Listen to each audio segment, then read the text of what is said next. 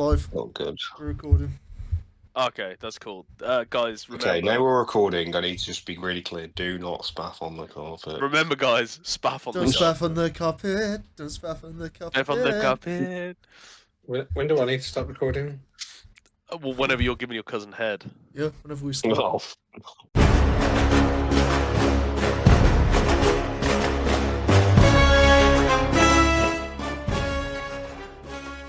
Welcome back to the Hexperts Battletech podcast. We're on episode 19 now, guys.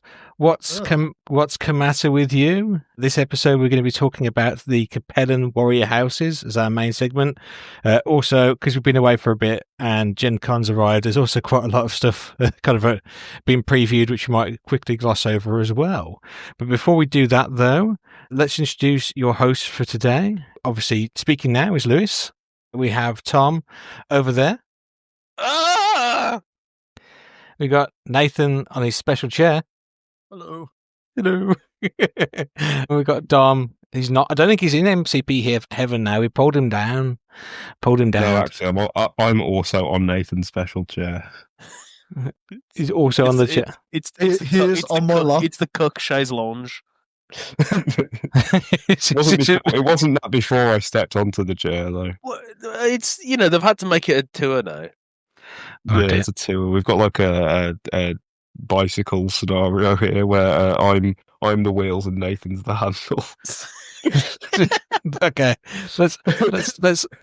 Apparently, I think we're okay. Apparently, the YouTube algorithm has changed, so we can talk about this kind of thing earlier on. Well, we can talk about some weird sexual positions. Because apparently so. If so, guys, we're going to pivot this podcast. No. Before we pivot, let's have a quick talk Welcome about to the Tom and his Dad podcast. Here we're going to talk about all the wacky things. No. Let's talk about some of the hobby news and stuff that's going on in the world before we get into our main segment.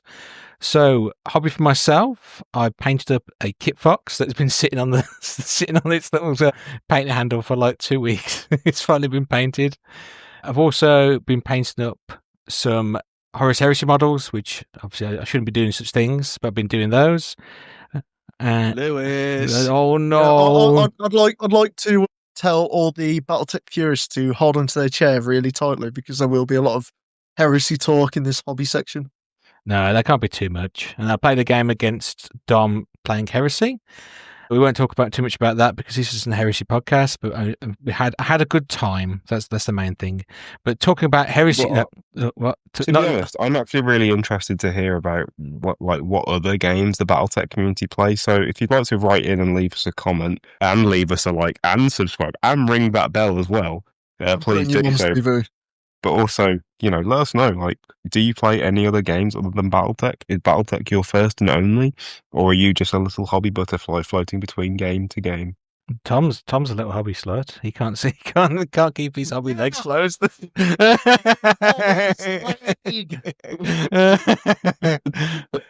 hell! I don't think he's only played one game of MCP. Now he's like, nah, get in the bin, back into Heresy, boys. But anyway, so yeah, I had a good time playing Heresy, but also did play a game of Battletech against a friend of the podcast, Billy. We were playing a 30-80 game because he won't let me play Ill Clan. So I don't know why. It didn't really make much of a difference. That's why. He's bullshit. But yeah, so I bought a Marauder 2, the one with the heavy Gauss rifle, because I don't get to bring the Marauder 2 very often.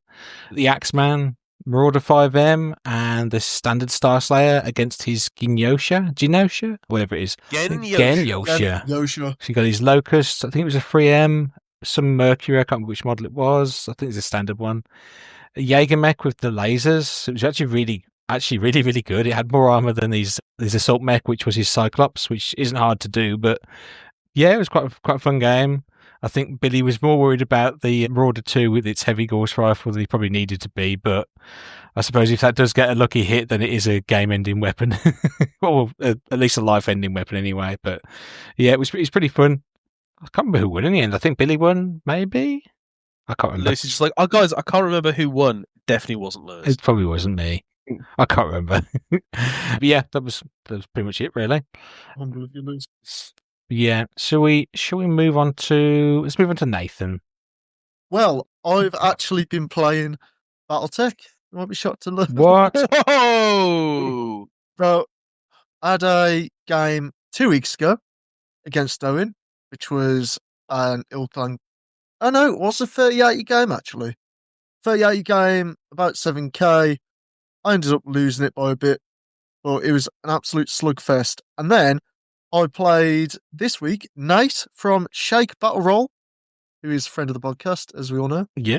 And we had a nice Inner Sphere versus mostly clan game.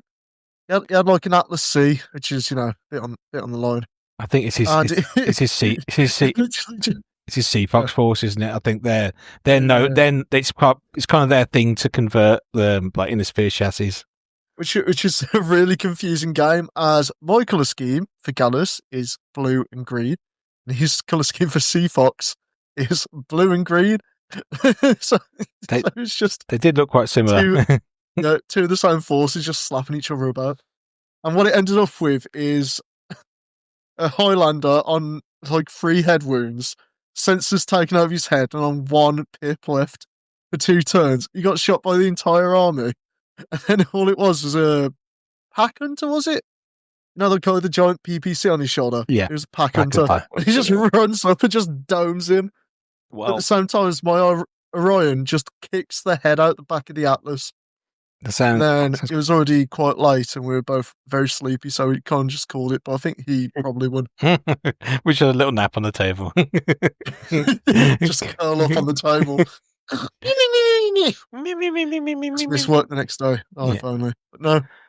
And then yesterday actually, I went down to meet up with Ian, friend of the podcast, and Jason, also a friend of the podcast, just in case there's a bit of confusion there. So he's not friends, he hates us. He's part of the Lost Legion channel, and we played some Heresy as well. My first game of Heresy, I just got bullied by the 2 of them.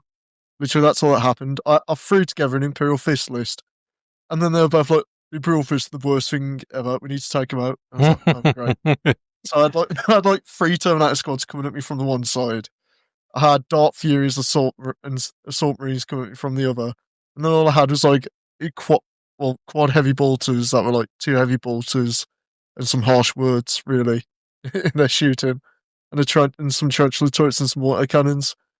I was just like trying to fend them all off, and I was just like, I did not last till like turn 3.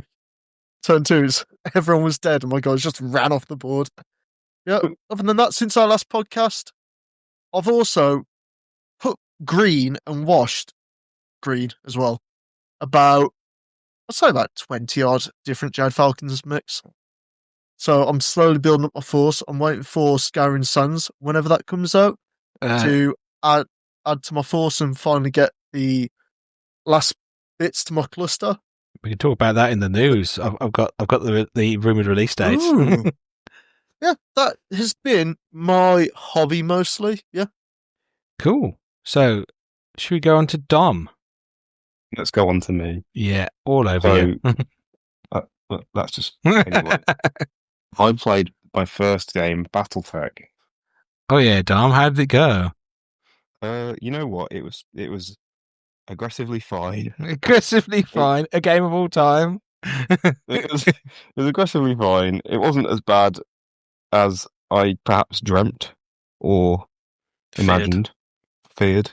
Ian, friend of the podcast, enemy of Nathan at Heresy, gave me my intro. He did like a 2v2 mech sort of setup where we had 1 big mech each and 1 little mech each. Don't ask me what they're called. I don't know. Ian, if you'd like to leave a comment telling the lovely listeners what the mechs sort of were, that'd be great. Basically, in the first round, my big mech got headshotted and exploded. Yeah. And that was good. And then Ian had to literally say, "Oh, let's just not do that." I was like, this doesn't feel quite right if you just have to roll back the rolls because you killed me. And I was like, no, I can take it. And he's like, no, you can't. You got it. Like, okay. But Ian is a lovely teacher. He knows the game very well. He gave me a sort of run through of all the key mechanics. I fell over. I had my leg shot off. I punched a guy with a fist. Yeah, it was overall quite a fun time. Obviously, long time listeners to the podcast will know that we did the episode last 2 weeks ago now, I think. 2 weeks, yeah. Called Dom's First Time. That was my first time. And he was gentle. So. Well, I will say, now that Dom's played Battletech, the podcast is over, right? Yeah, Podcast finished. We've got no reason to carry on. Yeah, just pack it up, boys. Yeah. But it made me really think about what I would like to see from Battletech as a game and as a local community.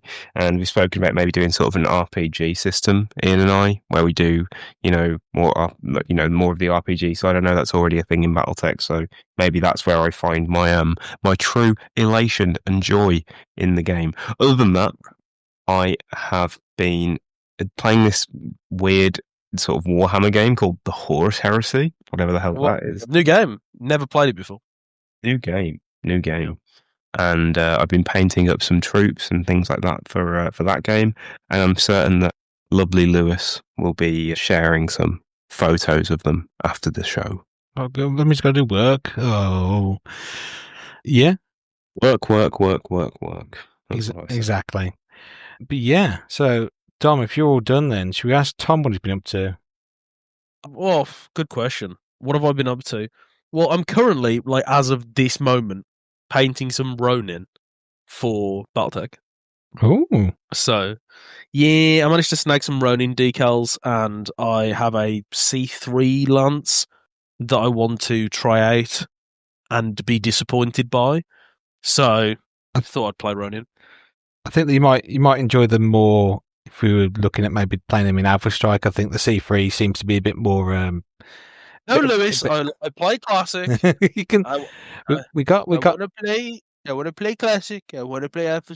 I want to play classic. I don't want to play that Alpha Strike. I want to do it. It might If be. I wanted to play Alpha Strike, I would play a baby game. Whoa. Alpha Strike, you're putting a skirt in a bow. No, but I think you might seeing some of the stuff for Aces. You might be the kind of thing that you could throw your C3 Alpha Strike. No, okay. No, I'm saying no. I think you're completely correct. To be honest, it's just I'm just trying to get through my backlog of mechs. I'm trying to get through the backlog of everything. Really, this last couple of weeks has been Tom tries to deal with his backlog because as it's been mentioned before, Heresy 3 has arrived. I initially wasn't interested at all. Yeah, but after talking to the lads, I have caved to peer pressure and decided that this game actually sounds kind of good, and I'm starting a new project for it. So I need to just clear out some of the backlog. So hence why I'm painting some Ronin. I've also painted some Necromunda models, which I'm not playing Necromunda at the moment. I just want to paint them up. I've just had them for fucking yonks. Yeah. And for me, I just enjoy them. They're Badlands enforcers. So they're kind of even nastier Palatine enforcers. Palanite enforcers? I don't know. The words. There's some words. Necromunda Police. Necromunda Police. Yeah, Necromunda Police from House Hellmore. They're pretty cool. I went for a more desaturated look. I will have some pictures up at some point, but they're painted in the more traditional, I'm not going to say blanching style because they're not, because I'm too lazy to put that much effort into them, but they've got yellow guns and they're quite desaturated. So I've gone close enough as I want to without actually having to put effort in. Yeah. Pretty cool. Yeah, I know. Oh, that's pretty smart then, Tom. That's pretty smart. I think Dom has become our hobby incubus at the moment. Is it incubus? Succubus. You mean succubus? Succubus. Hobby Yeah. No. Dom actually is an incubus because, as far as I'm aware, Dom identifies as a man. Yeah, Therefore, Dom. Therefore, he would be an incubus. Yeah, Dom. Learn your gibuses. Learn my what, did Dom, learn your bussies. Learn your bussies. Yeah. Oh, of course. Yeah. Yeah, no, I think I am a bad influence to everyone. I play lots of different games, and I'm very good at evangelizing games as well. Dom essentially wraps his tongue around my neck, and then I'm talking about a succubus way, not in like a weird way. Succubus is there's not a not weird way of saying that. So anyway, No, Lewis, it's fine. It's like a normal thing that friends do, right? Okay, friends wrap their tongues around each other's necks. All right, okay. okay, yeah. Just because you don't doesn't mean it's not okay. I'm such a prude. Lewis, you're such a prude. Guys, in the comments, tell Lewis he's a prude. Anyway, if you'd like to see any of this progress from Hobby, check out the Hexperts Battletech Instagram, which is Hexperts_Battletech_podcast. Hey, Lewis, that's so crazy. What else could it be? Oh my God, Lewis, is there any more underscores? No, there's not. We could add add some more if you want. Just add a couple more at the end. Talking of the price of underscores these days, well, go on. We have set up a Ko-fi. A Ko-fi? Is that some sort of drink? Yes. It's KOFI. It's where we've heard the people clamoring to give us your C-bills. One person. One person clamoring to give us their C-bills, which is more than we had previously. So we've set up a Ko-fi, which means that if you do want to support us, you can. Obviously, at the moment, we're not offering any sort of extra content. It's just a little bit of a tip just to say thank you. But we do really appreciate it. And basically any funds garnered this way will be going into my embezzlement scheme. So if you want to fund my yacht lifestyle, just send us a couple of quid on Ko-fi. Yeah, it keeps us ad free, which is the key takeaway. We had discussions around advertising on the podcast, and we collectively decided that we'd rather avoid that for as long as possible. We want to make sure you have the best experience when you listen to the experts. So we decided to go down this route absolutely. instead. So if you want to avoid spamming the skip button about 3 times, then it would be very much appreciated. Yeah, very much appreciated. We have editing software. We have to pay to let Lewis out of his kennel to record. Yeah. You know, we have podcast costs, and we pay for mics and all this kind of stuff. So any kind of tips would be massively appreciated, but not mandatory. And I think that's the main thing is we didn't want to set up a Patreon because that's kind of that sets up expectations on both sides of the aisle. We just want it to be at the moment just something that's, if you are enjoying it, you don't have to. And, you know, we're more than happy for you guys just to listen and just enjoy the hobby with us, because that's really why we're doing it. We are just massive nerds that love Battletech and Dom. and Dom. and Dom. And Dom. Is that we love Dom, or that Dom doesn't? Oh, well, Dom's also Lewis, there was an Oxford comma in there. Dom is separate to the original article. Oh, I love Dom. Okay, well, we also do love Dom. Yeah, as a friend. Oh, rejected. The first friend zoning live on air. Oh. Anyway, let's carry on to the news, guys. That's enough. Enough hobby and Ko-fi talk. Lewis has been spurned. Spurned. I'm so sad. So there's actually loads of news because Gen Con's on. So there's lots of stuff being shown off at the moment. Little bits of tidbits. That What is Gen Con? It is. I think it's General Con. I think generative convention. They generate it as you go round. I don't know. I think it's one of the big conventions for America. You're right. It's a sort of 4-day. It's less of a convention and more of like a festival, I suppose. Like it's 4 days long, so it's absolutely massive. It's Boomtown for people that don't wash. No, it's it's Boomtown for boomers. It's Boomtown for boomers. It's got sort of, I think they had something silly like 80,000 people show up. So it's super popular. If you don't know what Gen Con is, it's just a gigantic tabletop game convention in the US. It's about half as big as UK Games Expo. You know, UK Games Expo being the biggest. I think the UK Games Expo was physically large this year, but it didn't have the footfall. It didn't have as much footfall, but it's not far off now. It's getting there. Okay, so that joke just fell flat. No, it actually was physically bigger. Well, I need to do more research when I'm doing negative jokes. Oh, yeah. Well, he didn't pass the autism test. Diamond Blast. Super. So let's talk about some of the stuff that's been talked about at Gen Con. there's so much stuff that I'm sure I'm going to miss some of it out, but some of the kind of highlights that we've seen are Gothic is obviously at the moment kind of being monster. There's the Gothic monsters. That's all we need to talk about Gothic. There is monsters. The monsters are on show on there. I'm sure if you're into Battletech, I'm sure you've probably already seen the abominations. There's the Stone Crusher's been. Obviously, we've seen that before. I think they've got the correct size one of those, and they've got a couple more abominations. I don't know their names off by heart, but they're looking very doomish to me. They're looking not, I would say cartoony, but they're not as grim dark as I thought they may have gone down with them. But it still look cool. But yes, I suppose also they need to make them so they can make them out of plastic rather than make them too gribbly and sharp and pointy, because it's not going to go very easily. But yes, so they've got that box for sale at the show. It's supposed to be going on sale this month, I think, in the States. So I'm sure we'll get one at some point, maybe in 6 months.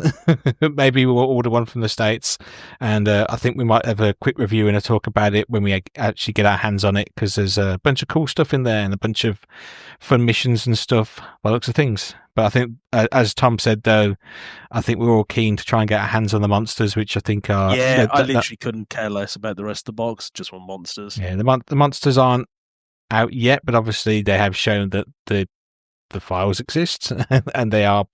I think they are keen to get them out there. So yeah, cool. And obviously, big thing which you obviously mentioned last whenever we last talked. Obviously, they've got the C scale Gothic Atlas there as well, with all these plastic sprues. It looks very odd seeing Battletech with sprues, but it's cool. So yeah, I'd be interested to see the quality of the casting, because as someone that's come from Games Workshop, yeah, I am a bit of a casting snob when it comes to the quality. Yeah. Because I will say, as much as you want to rag on them for being like a super expensive company, whatever they are, GW has the single best plastic casting in the industry. For me, that's not even a question. Like a question or a contest. It's not an opinion. It's a fact. Not to get too off topic, but I'm going to put forward AMG as an alternative. Oh, actually, having put together some of those Marvel models, you know what? It's a close run thing. Yeah, I think AMG are more consistent. Yeah. So yeah, I mean, obviously GW are the biggest and kind of the most well known, but I think that there are definitely. The other thing is there's alternatives now as well. You've got the sort of advent and the refinement of resin, 3D printing. Yeah, so alternatives. Yeah, so it obviously, hopefully we get to get our hands on that soon. Yeah, and it'll be good to see how they've turned out, because they have upscaled these models slightly, especially the C-scale one, to improve the kind of finish and get all the kind of detail they want to put into the models. So it'd be interesting to see how that's turned out in person. So yeah, another box though that's supposed to be coming soon. Apparently, it's rumored for Black Friday, so November time. Is that right? Friday. Scouring Sands for Aces is on what? That's what I've heard. Yeah, but is that a US release? Yeah, so I don't know when we'd get it, but in theory, if you really wanted it, you could just order from one of the lovely shops. Fortress Miniatures and Games. Or I'm sure that the Europeans will be able to get it in before us. So if you're in the UK, obviously Fortress is great. Links to Games seem to be quite good. Who else? No, Sci-Fi Trader, and who else gets it in? Who's Leisure Game? Plastic Crack and Leisure Games. Leisure Games are starting to get stuff in as well. So, like, if you're UK based and you don't want to wait for Asmodee to finally buy some stock, there are other ways to get the stuff in, and those guys seem to look after us quite well. But yes, so hopefully November we will be able to get our hands on this, because it's quite a fun looking box. We've had a little teaser from it at the UK Games Expo, but the actual full box has got the kind of the game itself is supposed to be 7 scenarios long. There's supposed to be 22 scenarios in the box though. But obviously something we might have talked about is that the Alpha Strike box is necessary to actually play Aces. Like, I'm sure you can play with the models in the box, but you need the Alpha Strike box to kind of play the missions that are kind of designed that come with the kind of that box set. So that's pretty cool. there's some more news on the next box sets. The next box set is called Snowblind. That one is supposed to be kind of a conflict between, I think, the Rassahog Dominion and itself.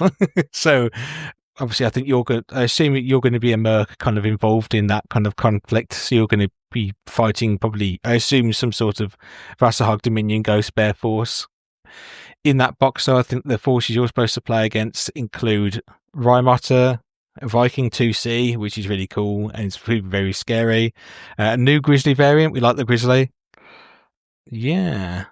After that, there's supposed to be a box that's based on the Empire Alone, kind of Ilklan, what do you call it, hotspot. So that's set between the Audrey and Capellan border, and that is called. And there you go. That box is going to be called Wrath and Reprisal. That is a box that I want. Yeah, that's a box that I want. Snowblind, cool, but not like really my cup of tea. Yeah, I think Wrath and Reprisal. Damn, that's the kind of box that I'm looking for. Yeah, I think that the Snowblind box, because I play Ghost Bears, is. For you, yeah, and also I think for me their style mech suit me, so I think I'd probably like to chuck them in again to the mercs. And obviously in this box you are going to be fighting against Housely Owl gorillas, so that's pretty cool. So gorillas? Yeah. Actually, monkey forces. The monkey. So yeah. So I assume there's going to be some cool Capellan mechs in there. Has anybody seen the film Congo? I know that our listeners would have definitely seen Congo, but Congo is a film that came out just after Jurassic Park came out, and like loads of producers wanted to adapt Michael Crichton novels. Congo's about a talking gorilla called Amy that learns sign language. This group of people have to go over to South America to fight a bunch of white gorillas. But also, Tim Curry's in it, and he plays a Romanian smuggler who's actually pretending to be a regular Romanian who's pretending to be an English aristocrat. It's really strange. Okay. Anyway, I'm immediately on board. Yeah. Okay. So that is something to know. Space. It's called Congo. It's called Congo. Space. Well, Space. Talking about Congos. Let's move on to the last box in the set that we know of so far, which is an absolutely masterful segue. Right there. Let's try it. I will doff my hat, sir. Yeah. To you for what is insanity. The last box that we know of is going to be based on the Ilklan's Eyes Only book, the hotspot book, which is going to be dubbed Controlled Burn. It's going to be Davians fighting the Snow Ravens in the kind of Outworld Alliance territory, which is interesting. It's not where I'd thought they were going to go with that, but I suppose they can't fight Capellans again. And they can fight them again, Les. Yeah, no, I suppose they could, but I suppose it means that I think it's nice to have Snow Ravens involved in stuff. So yeah, 100%. So yeah, I think that'd be pretty fun. I like a lot of the Snow Raven mechs. Hopefully, we get some War Crows and some Carrion Crows in plastic. Apparently, this is going to be set on Alien Worlds maps, so we're going to get some freaky maps. Freaky. What my fucking Alien Worlds maps that I bought I can finally use? No, I think it's more the fact that the Alpha Strike kind of maps that are going to, like terrain that's going to come with it, is going to be kind of alien terrain rather than like the buildings. I think the idea of a lot of these is that you take your terrain from the standard Alpha Strike box, add in your terrain from these Aces boxes, and then then maybe put a map down of your own, and then you've got your maps. So fine, Lewis. I guess you can put them down, but like it's not going to really cover most of the map. It's just sorry, Tom. It's bullshit. I'm sorry. But yeah, so that's kind of some of the stuff we know about some of the Aces stuff coming forward. So I was keen anyway, but I'm keener now. I know what the plans are for the next set of boxes, so looking forward to that. And I think there've also been talks about obviously Aces going to Classic. So I don't know if that's happening at the same time or after these boxes release, they might start looking into that. So I don't think Aces is ever going to go to Classic. This is my Tim Pot theory. I don't think it works. Yeah. I feel like it'd be dead confusing to. Yeah, the fact is, Alpha Strike runs on maybe like 4 to 5 different kind of like flow states, whereas Classic is insane. I don't know. Apparently it's been worked on, so it'd be interesting to see how they get that to work. So I definitely think they're looking into it. I don't know whether it'll come up. It works like that one movie I keep seeing on TikTok where it's like all the geniuses and they get like 1,000 Chinese soldiers, or like 1,000,000 of them, and they just make like a binary computer. They just flip a card to black and white. It's like, do a calculation for me. There's like millions of them. It's like, okay, now I'll step back, do a dodge move, and set fire to a forest. Do you want a free body problem? That's how you play it. The good thing is, I think on the Hexperts podcast this week, the good thing is we have such good movie recommendations. Nathan's got movie from TikTok, and I've got bad Michael Crichton film from 1991 or something. I watched Blade again, so watch Blade. Speaking of Blade, have you seen that new Battletech box with all the katanas in it? We're actually I skate uphill. We actually, Dom has done the segue for us. We were just about to talk about that box. Dom's showed me how to do it. Yeah, so also at the show we were showing obviously the contents of the mechs that are going to be coming in the 21st Centauri Lancers and both the Cretan Ranger and is it Command or Heavy Lance? Basically, it's Command, which is cool. So those boxes, which we actually seen the mechs. So obviously the more is it more Bushido style mechs? I think they look very Bushido. So some people have been put off by that. I think it's pretty cool. I think I've got a flow. Talking about flow charts, I've got a flow chart as to whether you'll like these new Cretan mechs. Yeah, go on, Tom. Did you like the Hatamoto Chi? I did. Then you'll like the mechs. There you go. That's my flow chart. I personally don't like the full-on weeb mechs, but they're at the not. same time, They're not but weeb mechs. Yeah, but at the same time, because there is the pattern of them being weeb mechs, I like them because they still follow the aesthetics. Well, the Rikuro Kubi and the Shiro have always had that aesthetic. Absolutely. It's not a new thing that they've added. So I think it's just something that with the new release of Battletech, we've not, apart from the Hatamoto Chi, we've not really seen that kind of design mech. But obviously, it was something that happened within. It's happened obviously quite a while ago within Draconis Combine Space. But they started to have their mechs with that design kind of. If you think we've already gone true wacky, just wait. It gets even crazier from here on out. Oh no! But yeah, so there's some. It's not a new thing, as Tom was saying. That they have been designed like this for a while, and it's part of the law that they kind of started to go down the route of saying let's actually make our own mechs and make them look like Korean mechs or that Japanese influence, rather than just having mechs and just like paint them red. Let's do even more. So there's some cool stuff in those boxes. Obviously, we've talked through the mechs themselves, but it's just nice seeing the models. I suppose big one for me was I was surprised how round the Akuma is, but I think he is quite round compared to the Atlas. But I thought he'd be a bit squarer. He's a rotund gen. Yeah, the Jerry is known to be quite rotund. I did like the amount of missiles on his shoulder. Oh, Nathan, that's a good deep cut. That is. That went over my head. The Jerry Yakuma. Oh. Shout out to all of you guys that have been listening to Omam's coverage of Wolves on the Border. Yeah. Shout out to Omam, part of the Pickaxe Podcast Network. Oh yeah, shout out to Omam. Yeah, they're really good. Yeah. They're really cool. That is all. They're great. Cool. And I suppose so. That's those boxes. And just while we're talking about boxes, we saw some stuff for the second, third Star League box, which is fine. So that's got the Savage Wolf A, which is paying. So I just bought one. I thought they were going to give us the standard Savage Wolf. Which one? Is that the second Star League box? It's the third. It's the second of the third Star League boxes. I can't remember. What list? Sorry, what?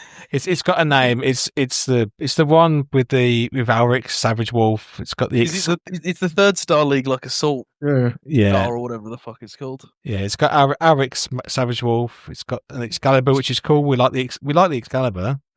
Lewis like Alric in our YouTube videos. Yes. Yeah, he is. Do you But think he's with like topless, Alaric. yeah? Do you think with like the extra? Well, I believe with the mech, Alric would be very topless in the mechs as well.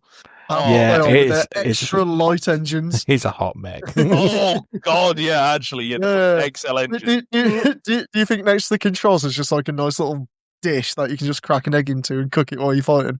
I thought it was like I thought it was going to be like his butter basting dish, where like he can just rub it all over himself. Quickly, I need to eject, and it's just like slides out with the butter. Wow, so we got some other stuff in. There's So fucking, he's got like a naked gun when they've got the full body condoms. Alaric just like slips out the. cool. Yeah, so there's some. What else you got? What else got, Lewis? Okay, So well, it's another Sleek episode. Then. it is always a Gas League episode. So we also in that box we've got, as I mentioned, we've got the Excalibur. That's a cool mech. I like that one. I've been reading more of the Founder of the Clans, and there's a Excalibur in there, which is cool. The Malice, which looks a bit weird because it's very flat. Like it, I think. What? I think People annoyed at it because it looks like the animation from the 90s cartoon. It's And anytime someone mentions the Malice, I just hear in my head the Tom and Jerry thonk with the pan. yeah. So we got That's yeah. all I've heard. We've got the Wendigo, which is a cool mech. I like he's a fun little fast guy. Who else we got? Oh, we got the Peacekeeper. He's a mean looking guy. I quite like I him. love that show. Yeah, it's I apparently love John Cena. To be fair, big fan. Yeah, I think. And then we got the little truck in. We got the recovery truck in there, which apparently can lift up, and I think the doors can open, so you can, And also, you can carry mechs around. apparently that model's so expensive to make, it adds another 20 quid to the package. I think it's partly due to obviously the painted mech. So, yeah, I think for the US it's $45, which also not transfers. It then converts to £45 for us over here. So they're quite expensive boxes. But if you $70 million owls. yeah, I think I know there's quite a few people who would prefer not to have a painted mech and maybe bring that price down a little bit more if they could. Me. CGL, how much is this box with one wacky truck? $1 million. I think we've been a bit hit and miss on the paint jobs. I think the Orion was okay. The Prometheus I wasn't super keen on. I know you really didn't like it, did you, Tom? So much you sold me. If you like, Yeah, no, literally, I am the worst for not getting rid of models. I saw that Prometheus, I immediately sold it to Lewis because it is so wank. yeah. And then really It's terrible. that the guy who painted those mechs, like it's not like on a factory, it's just like one bloke who paints them. real sad that everyone And, hates. like, Yeah, I'm fucking one throwing. guy- Yeah, I'm throwing shade at this dude. He needs to. Listen He to needs the to podcast, like, oh, I really love Battletech. I wonder what they have to say about my Dude latest needs to up his work. dude needs to up his fucking game. What can I say? And yeah, so what was it? Not good enough. And the Lament was pretty good though. That was quite a good paint job from what I've seen. I've not got my hands on one yet because I think they've made it to the UK yet, or they're not made. I lament about it. I don't Yeah. think so. No. And Aric's one, I think we've seen some images from the show. It looks okay. I don't think it looks as good as the Lament though. I think the Lament is, if I was paying for a painted model, that's the level I'd want it to hit. Everything else, I think I'd rather just not have it painted if I had a choice. But yes, What configuration is the Lament in? the base configuration. So I think it got. Someone out there will get that. Someone out there will get that. I didn't get it. If you get that, actually, leave a comment. Cool. Have you seen Hellraiser, Lewis? No, I have not. Oh, okay. They're br- Well, Dom, I got it. Okay. I can't imagine Lewis watching the psychosexual thriller by Clive Hellraiser. Barker. I can't imagine him watching that and being Actually, like, you know what? You know what, Dom? I actually can't eat that. That's actually so true. It's not something that I would imagine Lewis partakes in. Yeah. So that's enough Hellraiser. Shall we move on to? This is so funny. Lewis just like trying to stare us around and about, and we're just like, we're going to talk about fucking Hellraiser. And Lewis is like, actually, we're going to talk about Battletech. There's a couple more models that have been shown off at the show from Iron Wind Metals yeah. as well. which I think you might be keen on, Nathan. So they've Absolutely. shown off the Iron Sparrow. Wait, what the hell is Iron Wing? We did a whole episode on Iron Wing Metals. An episode. Could you just put that in the description if we don't know what Iron Wing Metals? You can Guys, if you don't know what it is, go and watch our previous episodes or listen to them. Yeah, you could do that. But yeah, so Iron Wing Metals now partnered, I think, brackets with Catalyst Game Labs. Isn't the answer subsumed? I think it's, I don't know the ins and outs of it and the proper business jargon, but possibly so. But however, so the mechs that have shown off that are coming soon are the Iron Sparrow Prime A and B, which I assume probably one of those comes. I think it's probably one of them. It's probably two mechs, or it might be there's all three of them are separate models. I'm not sure, but usually you can convert one from one of the others. So we'll have to see how that breaks down in the actual models that come. It might be you could do all three with whatever pack it is. I'm not sure. I truly can't wait to spend 5 weeks' wages to get a model that gets insta-gibbed. Yeah, it's a shame. Beautiful. I did want one for when we were playing in the hinterlands, because that's one of the mechs you can get for the starting missions. Which the price of the clan mechs means that although it's not got a lot of armor, it's actually within budget to actually start playing games if you do want to throw a mech in. But yeah, It's quite a decent mech, to be honest, for like the points for clans at least. yeah, I think you get a lot of speed and a lot of damage, but not a lot of armor. Other than that, we've got the Crusader 7D, which I think has got MMLs and anti-missile systems. It looks a little bit different. It's cool. We've got the Inferno B, which is, I think, the one with the LRM-15s. I think it's got an ERPPC, which looks cool. Marauder 2, there's loads of Marauder 2s. There's one that jumps and a bunch of other ones that look the same, but I'm sure there's some slight variance that means that they're a different variant, but to my untrained Marauder 2 eyes, they all look very much the same Marauder 2 to me. Whoa! I couldn't tell. I'll have to if the pictures weren't the best for the Marauder 2. Guys, you heard it here first. They all look the same to Lewis. Oh dear. So yeah, there's the Iron Cheetah. I think there's the Prime, and there's a variant that they've got on the stand. I think the variant came out earlier in the year, but obviously they've got a different version of that now. Got the Stinger 3R and the Stinger C. So I think it's just you can have a standard Stinger, or you can have the one that's got another laser in his arm. So that's an option. Got the Black Hawk L. So I think that's the one with 2 improved large lasers, heavy lasers, and 2 plasma cannons. That's pretty mean. It sounds fun, but it's expensive. We've got the longbows. We've got the 10K and got the 12C. So I think the 10K is the one with 2 ultra autocannon 20s. So that obviously would be a bit upsetting if you tried to sneak up on a longbow to take out their artillery and find out it's got 2 ultra autocannon 20s. Yeah, that would put a dampener on your day. Yeah. I may have to get this for the Woots or UAC. Yeah. That's working on. It's like I suppose it's kind of like the Hunchback 2C, but it actually has the armor to carry the guns. Not very fast though, I suppose.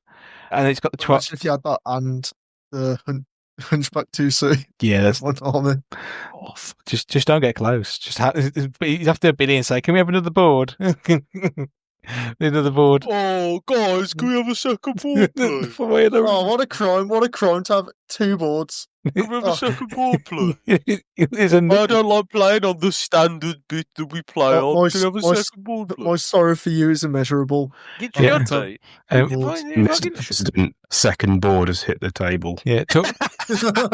Oh dear. Talking of LRMs, though, there is the 12C as well, which I think has got even more LRMs than the standard longbow, which is cool. There's a Rifleman 8D, so I think that's 2 racks, isn't it, on the Rifleman 8D? 2 racks? I think so. Yeah. $2,000. Yeah, so I think that's more up your street, isn't it, Tom? I fucking love a rack. You do love a Where's rack. the rack, man? I love Iraq. Yeah, you're right. I specifically love Iraq. Oh dear. So and lastly, from that stand, they were showing off the Jumping Atlas, but this is the older style Atlas. They had it catching a plane. I don't know if that's what's going to come with the packaging. Oh, that model's so cool. I'm actually It so looks tempted so to get it. wank.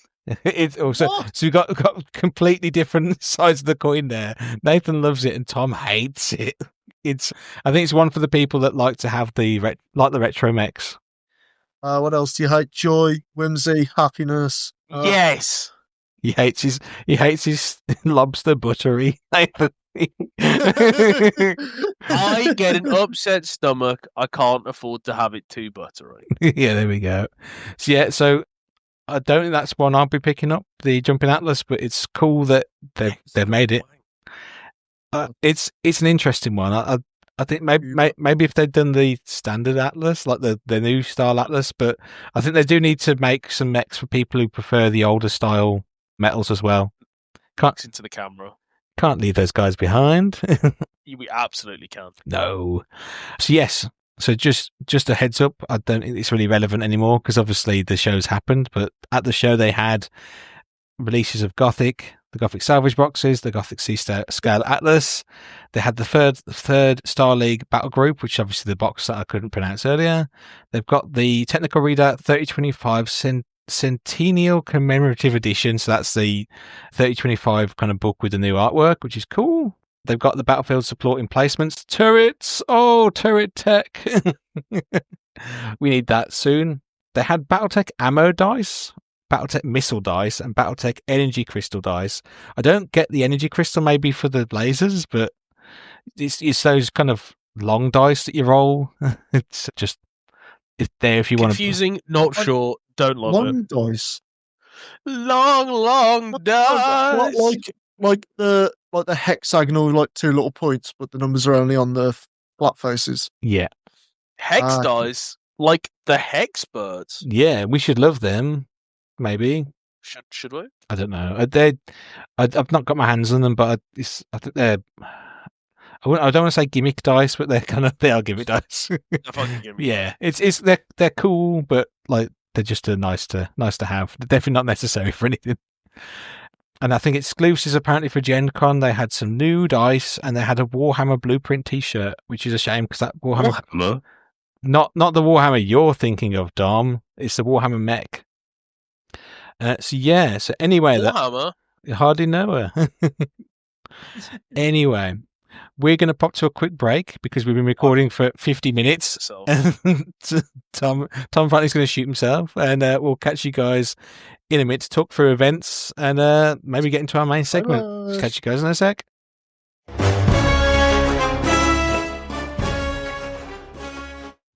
And we're back from the break after that long intro, but we're not done with the intro yet. We've still got to talk about some events that are happening. A bit more intro, a little bit more.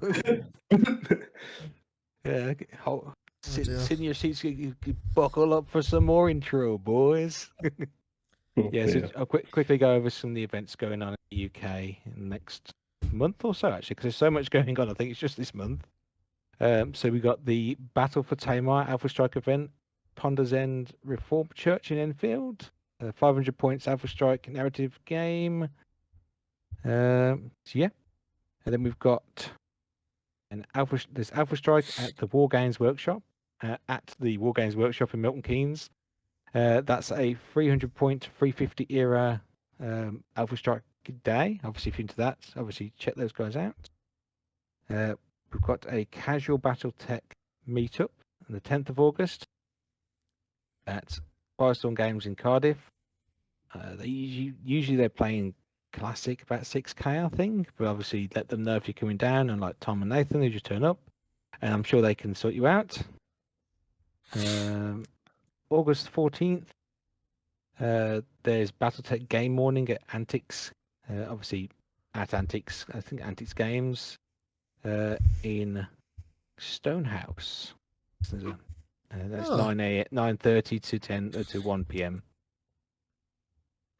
After that, 16th of August, Athena Games. They've got the Shadow of Sunhawk, which is a 550 BV, I think like narrative event trying to hunt down the Sunhawk mercenary, I think. I did write it down and I deleted it. So I'm just trying to remember off the top of my head. Later on, we've got UK Alpha Strike BTCC at Hicks Hall in Leeds. That's 9:30 a.m. to 6:30 p.m. I think that's more of a tournament kind of thing, I think, isn't it? I'm not sure. Obviously, if you're into that, obviously around Leeds as well, obviously pop up for that. Lastly, for the list, I have the Battletech, the Battle for New Derry, not in Derry. Actually, this is also at War Games Workshop in Milton Keynes. Oh. That looks like a, I assume it's obviously a Battletech narrative games day. It doesn't say anything about points or which system it's for. So I can't tell you there, but obviously check on their Facebook group or check on the store. I'm sure it mentions it. I suppose lastly is that we have got, don't forget, on Thursdays we play Battletech at Borden Brum in Warsaw. So like if you want to play some Battletech in the area, feel free to pop on down or let us know you're popping on down. You can play with us. But probably not Dom because Dom's had enough Battletech now for the year. So yeah, that's pretty much all the events. I still need to sort out events, maybe a Hexpert event. I haven't got around to doing that still. It's on the list. It's on the list. One day we'll do it. It's almost there, kind of. But yeah, that's everything for events. So we're going to pop to another quick break, and then we're going to pop back with our main segment. So catch you guys on the flip side.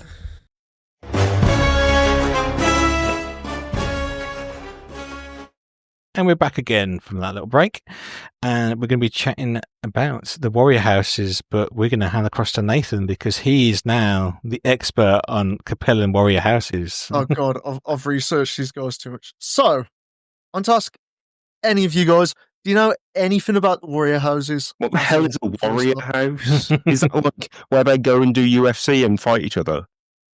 Actually, to be honest, it's probably quite accurate. They are the elite forces of the Capellan Confederation armed forces. Okay, so some of you guys might have heard of one of them, which we'll kind of nod to later because we're not covering the exact act that they're in. But yeah, they're kind of like the Genyosha or the what's the other ones that Draconis Combine have? Well, the Sword of Light.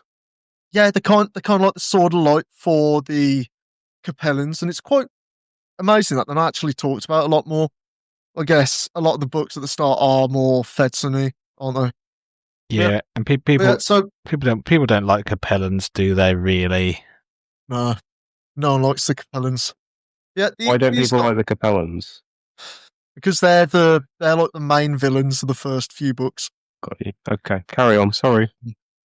Yeah, so these guys were created in between the Second and Third Succession War when a colonel in the Prefecture Guard approached the Chancellor at the time.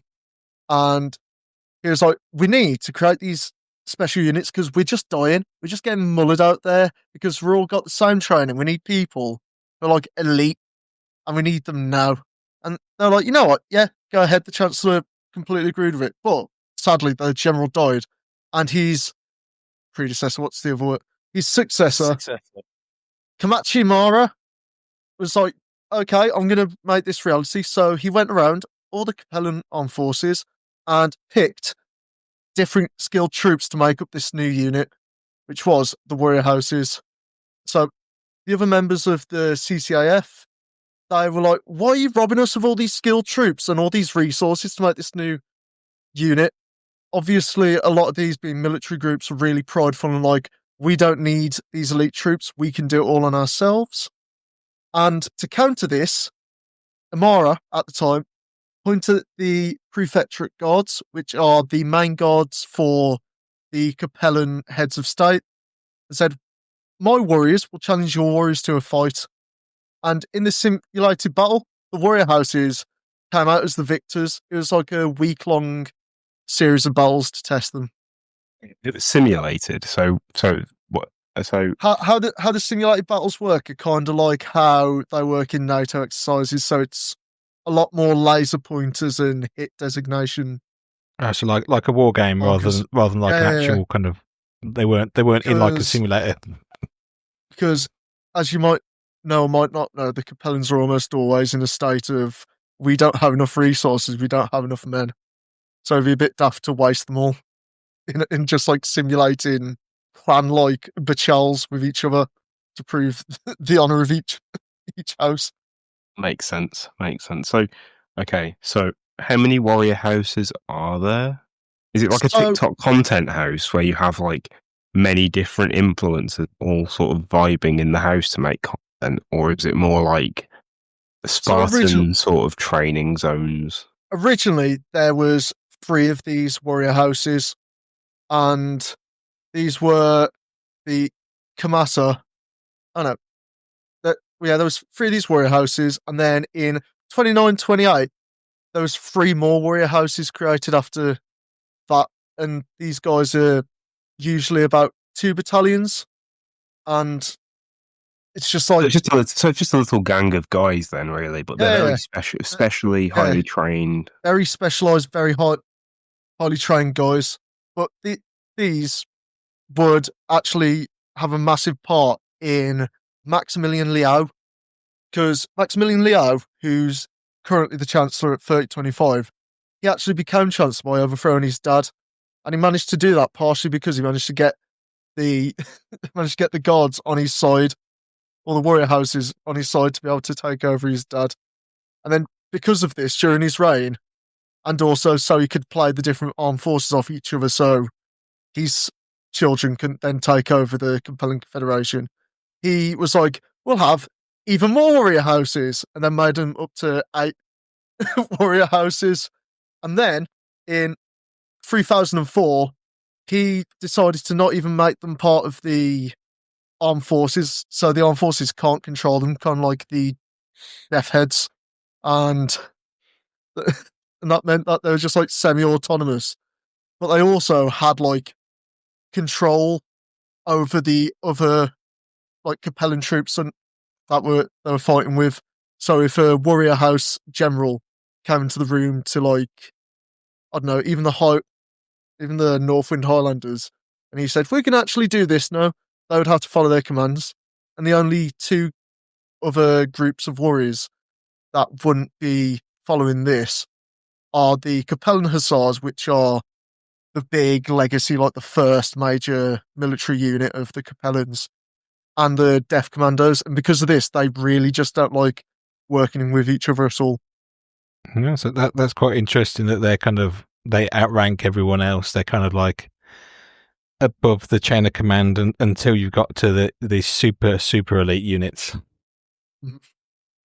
Yeah. So you might be wondering, how the hell do I get into these warrior houses? And well, originally I just got the best of the best out of all the different forces, kind of like how the Genyosha worked, where they just did a tour and picked whoever was best. But then once they got more established, it actually, all the training started for applicants between the ages of 10 and 12. So really young.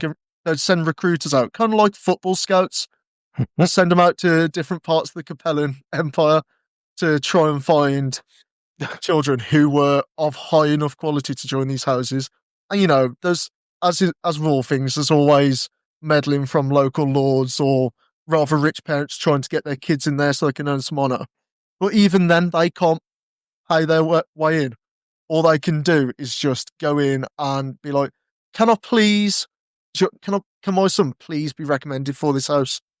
And no matter what creed, what background you are, children can only be accepted into this if they pass multiple interviews and then finally meet with the master of each house. And the last thing has to be that they have to willingly join the houses, because if they don't, then there's no point forcing someone to be there when they don't want to be there. Kind of like how the SAS does it, where it's all voluntary. But obviously, they're like 20-year-olds compared to 12-year-olds. Taking kids. So yeah, these young applicants are then given a mentor or shifu the next 2 years, and during that time, they're completely cut off from the outside world, and they'll be doing military tactics training, martial arts, mech pilot training, and when they're not training, they'll be doing meditation. And as I said, the curriculum involves a lot of like physical training, but also involves stuff like really heavy indoctrination into the warrior house's traditions and philosophies, which is a lot of Taoist and Buddhist beliefs. And they're a surprisingly spiritual group of people who, just like some other franchises, indoctrinate young children into them and force them to meditate and train all day. Is this kind of sounding similar to another franchise to you guys? Yeah, the British government. It sounds like Keir Starmer's Labour Party. Oh dear. I was thinking more the Jedi Order, to be honest. No, I think Dom's got it right. Dom's closer than a Jedi. Tom's a lot close. Yeah, by 14, they'll start a lot more specialised training, and through their training, they'll be picked out for specific roles. These could be being a mech warrior, you could be a mech tech, you could be a guy who works in supplies, but they'll still, even if they're not capable enough to be a mech warrior, they'll still have roles that they're able to go into. And by the age of 16, they'll finally graduate the rank of warrior and join the House's infantry forces, with secondary education just continuing throughout the entire time. So that's pretty interesting that it's not just they're just trying to recruit mech warriors, they're trying to recruit people that are elite for the whole of the units and the whole house itself. It's proper like grooming. Yeah, not in a bad sense, but it's grooming them in being warriors. I'm going to say something controversial here, Nathan. I'm going to say a controversial statement. Don't. Go on. This is child soldiers, isn't it? And I would say, yes, in general, unless you've got a child who's exceptionally good at being a soldier, child soldiers, what? You cut off. The house has got to him. They've killed them. Obviously, the most glorious throne of unity. They were saying that child soldiers are the best thing ever. Yeah, Dom was going to say that child soldiers are actually the way we need to go with them. More child soldiers. Yeah. No, I was just saying that if a child soldier is really good at being a child soldier, then surely we have to let them do what they want to do. But in general, child soldiering is bad. Yeah, that's quite a that's a Hexpert stance. This is neo-feudalism space Game of Thrones, so it's going to be a bit different. A lot of the common decencies of the time are not in place. Thank you, Dom, for talking about the fact that we, the Hexperts, do not condone child soldiery. Yeah. Unless they're really good at it. No, Dom, no. If they're an exceptional child soldier, though, then that's different. You're allowed to be a good child soldier, but a bad child soldier, that's just disappointing.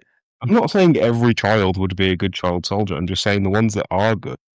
Who are we to put them in chains effectively and stop them from I don't think we're not supposed to put children in chains or be giving them guns. Just isn't that what this is doing? Isn't, like, on a serious note, isn't this what this though? This is just child soldiery in the Battletech universe. It 100% is. They're technically not. It's like child training children to be soldiers when they're adults, rather than sending them out as a 14-year-old with an AK-47. Yeah, it's like inherently sort of like fascisty, kind of Hitler Youthy, kind of thing. Definitely. But Ian, I didn't bring it up this time. It's the other OM this time, not Tom. Cool. Tom. Well, Lewis, Tom, I'd like to ask both of you: does how they develop as recruits sound similar to another faction that we might be seeing far into the future at this rate? What ones that say yeah, and do Charles? Yeah, it kind of does. To be fair, it's almost as if that if you want to be a bit of a fash, you have to do child soldiery. But it's also a bit of a weird like parallel thinking between them, seeing that. I mean, the clans are wank, the Capellans are wank. You know, it makes sense. I mean, all but one clan, obviously. Yeah. Fire Mandrill. Monkey shirt.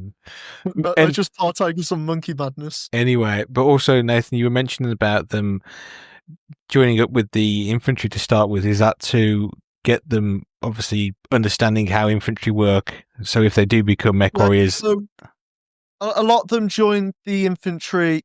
It depends on the house, really, because each house has their own tactics, which, I'll be honest, it doesn't go really in depth into in any of the places where it's mentioned about them. But you do get a general idea. Like some of them, they will have the recruits go into the infantry first and then be a mech warrior, while other ones are just like low-level mech warriors, or they're just like guards, while the mech warriors go out and do the important stuff Cool. Well, until obviously they've earned their mech. cool. So, have you, Shall- what? Go on. Well, so have you got any more information for us on any of these houses, then, Nathan? Well, let's go into them. So, here we have the first house that ever came out, the first release, First release, the original article. Yeah. House Imara, as you know, House Imara was made by Kamata Imara, as previously said, in 2864.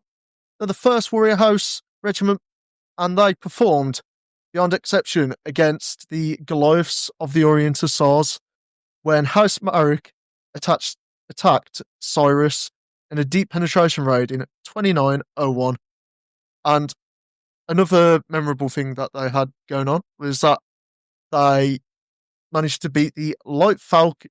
Well, they managed to use their light falcons and their jump infantry and the troops to inflict heavy damage on these. So instead of it just being mechs attacking people, you also had, a bunch of Capellan guys with jump packs and and obviously SRM launchers with that lovely, lovely inferno around in them, fighting off all these Goliaths that the Marek sent their way.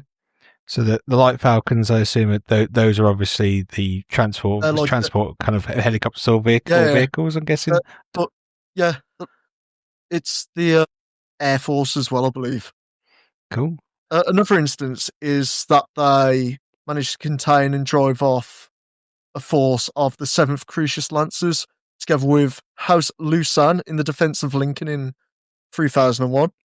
And they are the main house entrusted with the defence of Sion, which is the capital world of the Capellan Confederation. Yeah. And they're permanently stationed there.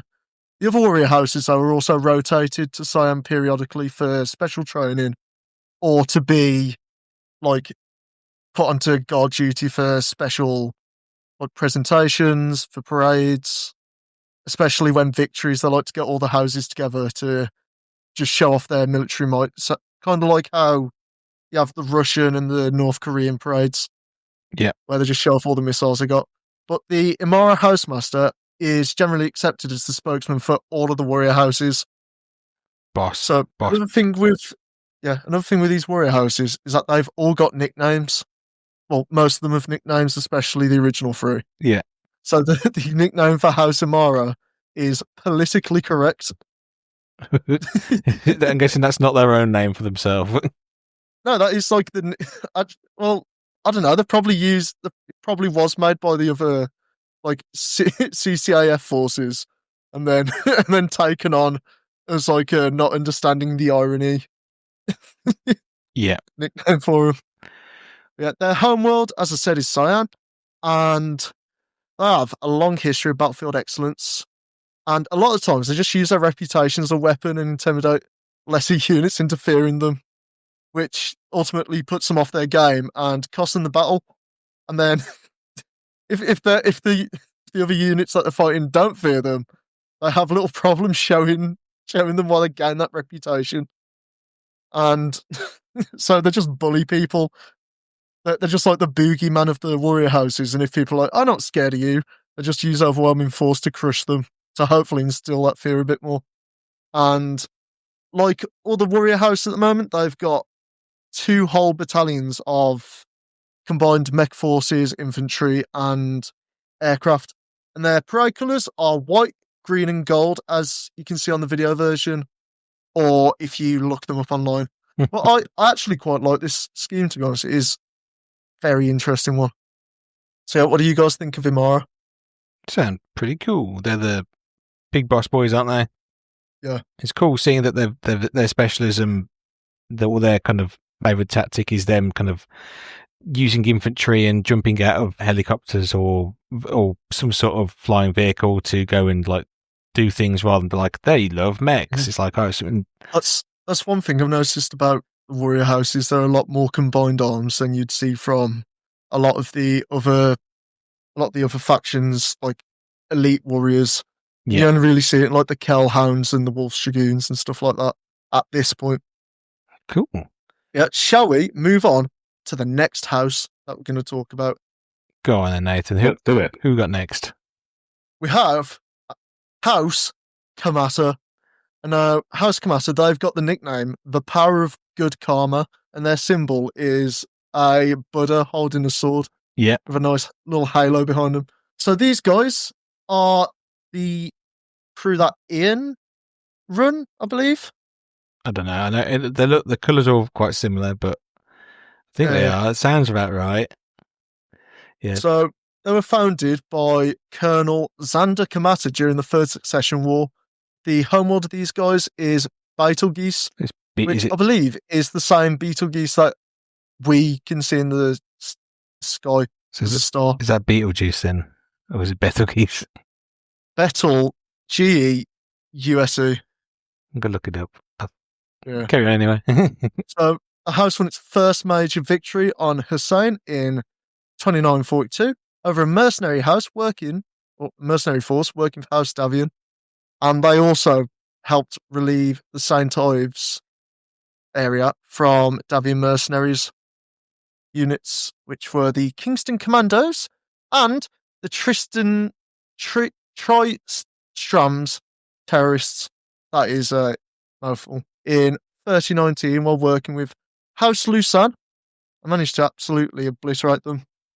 And then, other than that, they don't really do anything until the looming and very possible next succession war that's going to happen, but we never know. Maybe peace reigns.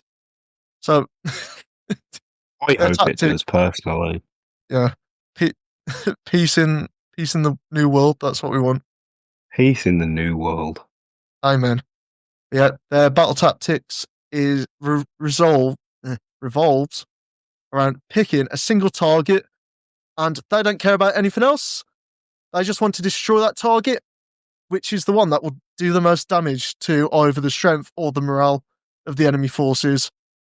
And this means that you'll just have a commander in like an Atlas just wandering about, and then suddenly you'll have an entire company of House Kamata mechs just going towards it and ignoring all the damage they're taking from everyone else. And with this, they obviously just use a lot of combined fire against one target, which just absolutely nukes them. Yeah, their scheme is a nice red and like red and brown, kind of like if you guys know 40k, the Minotaur faction, like the chapter of Space Marines, the Minotaurs. Ready brown, yeah. Yeah, that's two of them. We'll go for a little break now, and then when we're back, we'll quickly go over the rest of them. More importantly, it is Betel, guys. But apparently, after the film Beetlejuice, people started calling it Beetlejuice instead. So technically, both correct. I say that 3 times. No. Yeah. So, well, after that bombshell of news about pronouncing sons, we'll up to a break. See you after the break.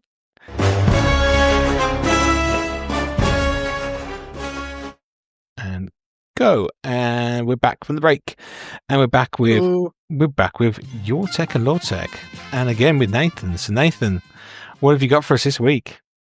So, today we've got a tale all the way from the western part of the Inner Sphere, and we're going over House Steiner. So, as we know, House Steiner, king of the merchants, love their money, they have a ton of it, so much so that the military budget was that big and bloated that they accidentally brought a planet for 2 years and didn't even notice that they actually brought it. What do we think? Can we ask questions? Yeah, of course. How do you buy a planet for 2 years accidentally? For a trade deal with their neighbours, the Mareks. But because there's so much going on in the military budget, they had enough money just to make that deal and just forget about it for 2 whole years. Why? Until someone ignored it. Why did they take it out of the military budget? I don't know. It might be that there's a trade deal and they just didn't even. They just part of the deal was that they wanted. They got a planet and they didn't even realise that they got the planet and they just left it there for 2 years. They traded the planet for a set of arms.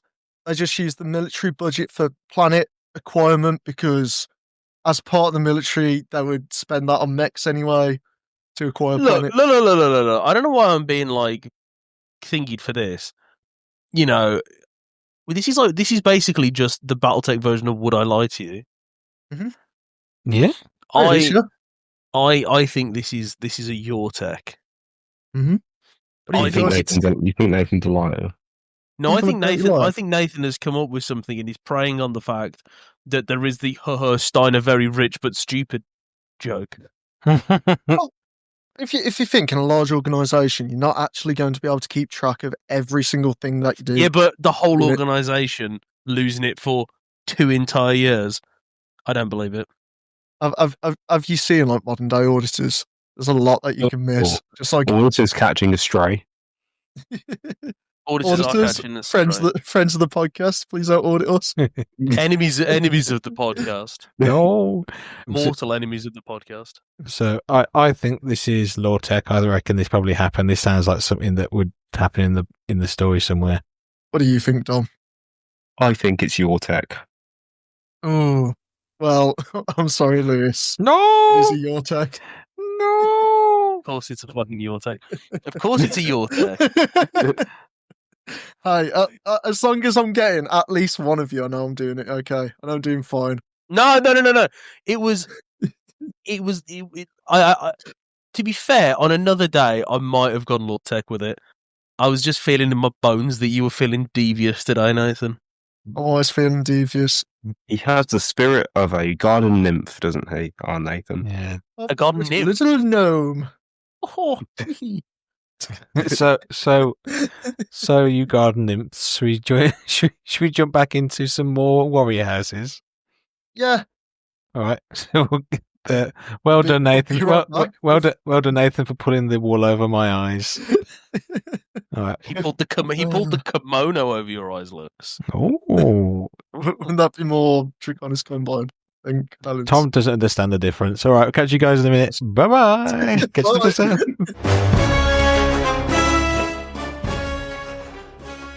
And we're back from the break and back to more warrior houses with Nathan. Mm-hmm. What you got for us, Nathan? Next, we have Warrior House Hiritsu. So the founder of this house is Colonel Fam Hiritsu, and he found the regular CCAF wanting in fighting spirit by the end of the Second Succession War, because, you know, they just got beat up again, because that's all they do in Succession War. And he was given the opportunity to raise a new unit devoted to Capellan honor and glory. Hiritsu established a new warrior house due to this in the Third Succession War, and imbued his warriors with respect for all Capellans, which hopefully all the warrior houses would have, but it seems like they don't. But their nickname is Crisis of Faith, most likely because of this lack of morale for the Capellans during the time of their founding. So they went and started their own warrior house with blackjack and hookers. Yeah, they heard you guys can make a new warrior house, and they're like, hell yeah. So their tactics is to actually fight with mechs and infantry as a combined force whenever possible. And this is one of the main examples where every house mech warrior was actually formerly a house infantryman. So they're able to understand the advantages and that a warrior has to have in the battlefield, and all the disadvantages that come with fighting with infantry.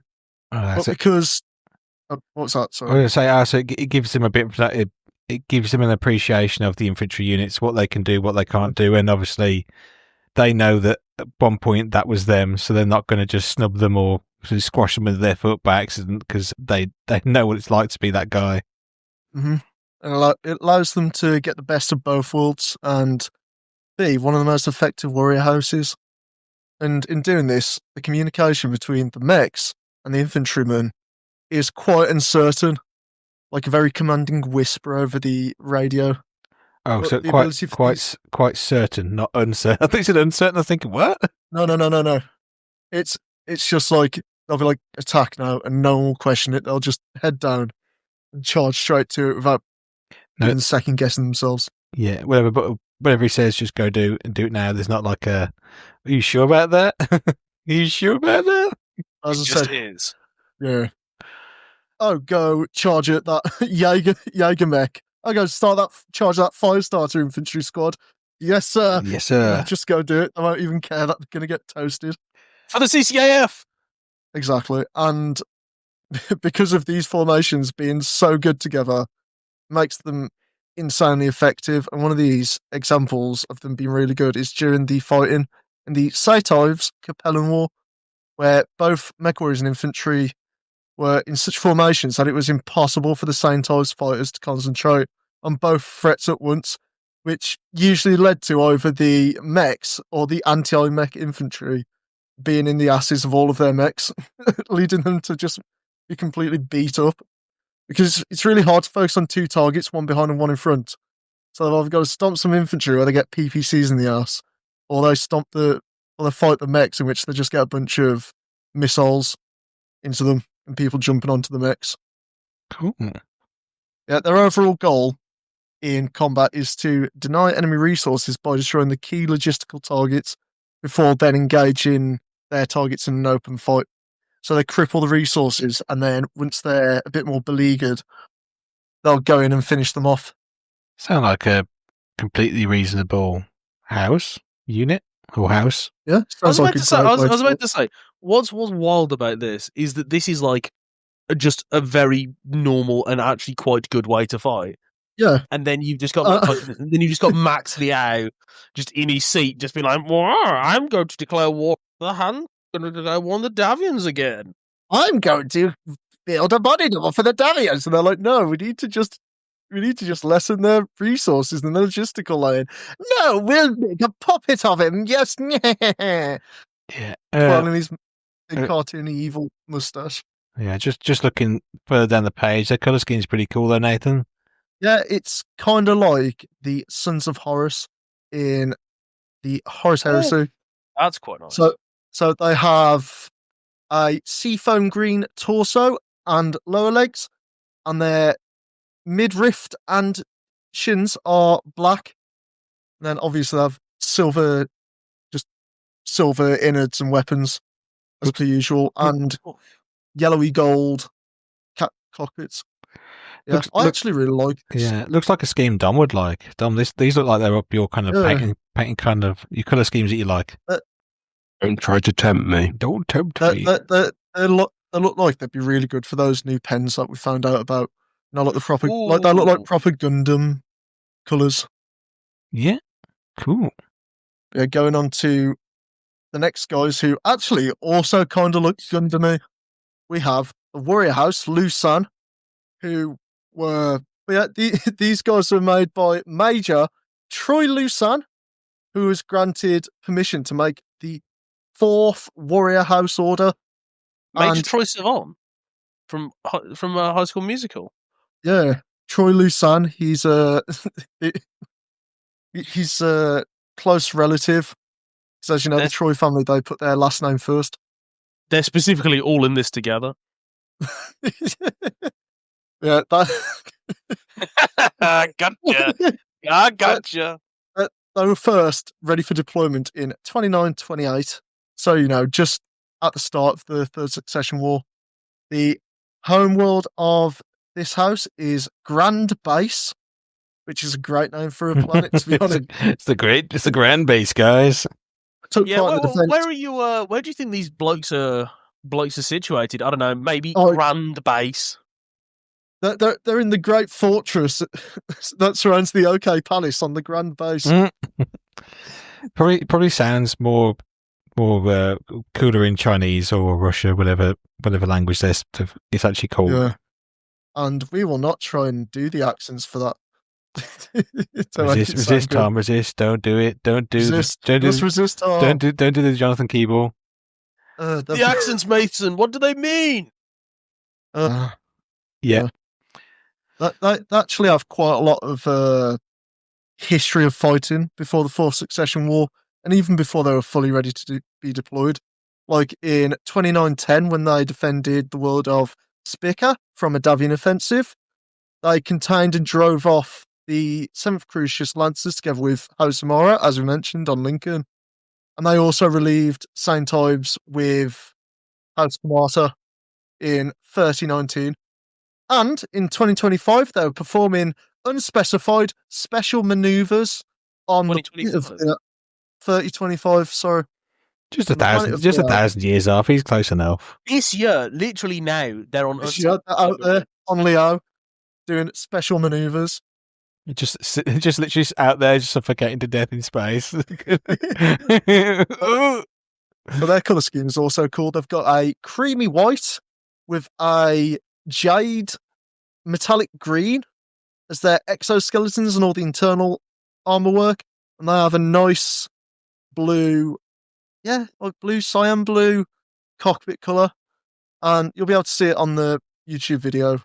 It's very, if you search it up. But yeah, I actually really like this scheme. What do you guys think? Very drippy having your like a green metallics. It's very smart. I think it's nice against that kind of bone kind of matte color as well. That'd be pretty. Have you got any pictures? I suppose, is there any pictures of these guys painted up on models? Because I'd like to see those. I'll have to look them up later. Yeah, well, I'll have to have a look. Yeah, we might have to have a warrior house off. Yes. Each of us paint a warrior house. Yeah, absolutely. That'd be sick. Schemes are all cool. I'd say these guys are in my top 3 favorite warrior house designs. They're my top 20 favorite episodes.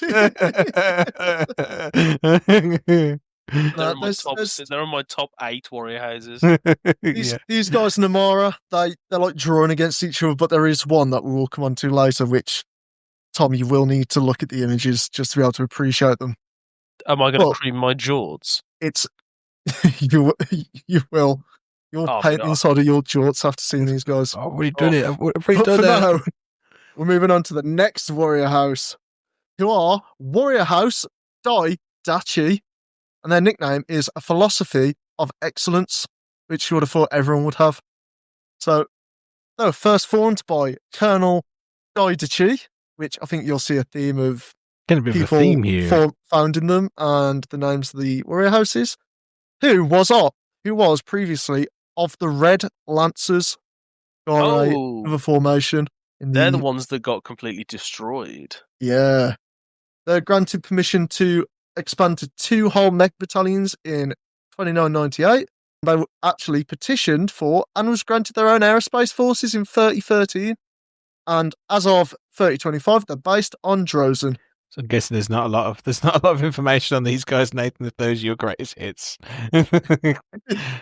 No, you'll find that there's post-Fourth Succession War events that get heavily involved in, where a lot of their information and background gets revealed, other than, I had a look during the break, and it was Imara who was on Cyan with the triple strength Myoma.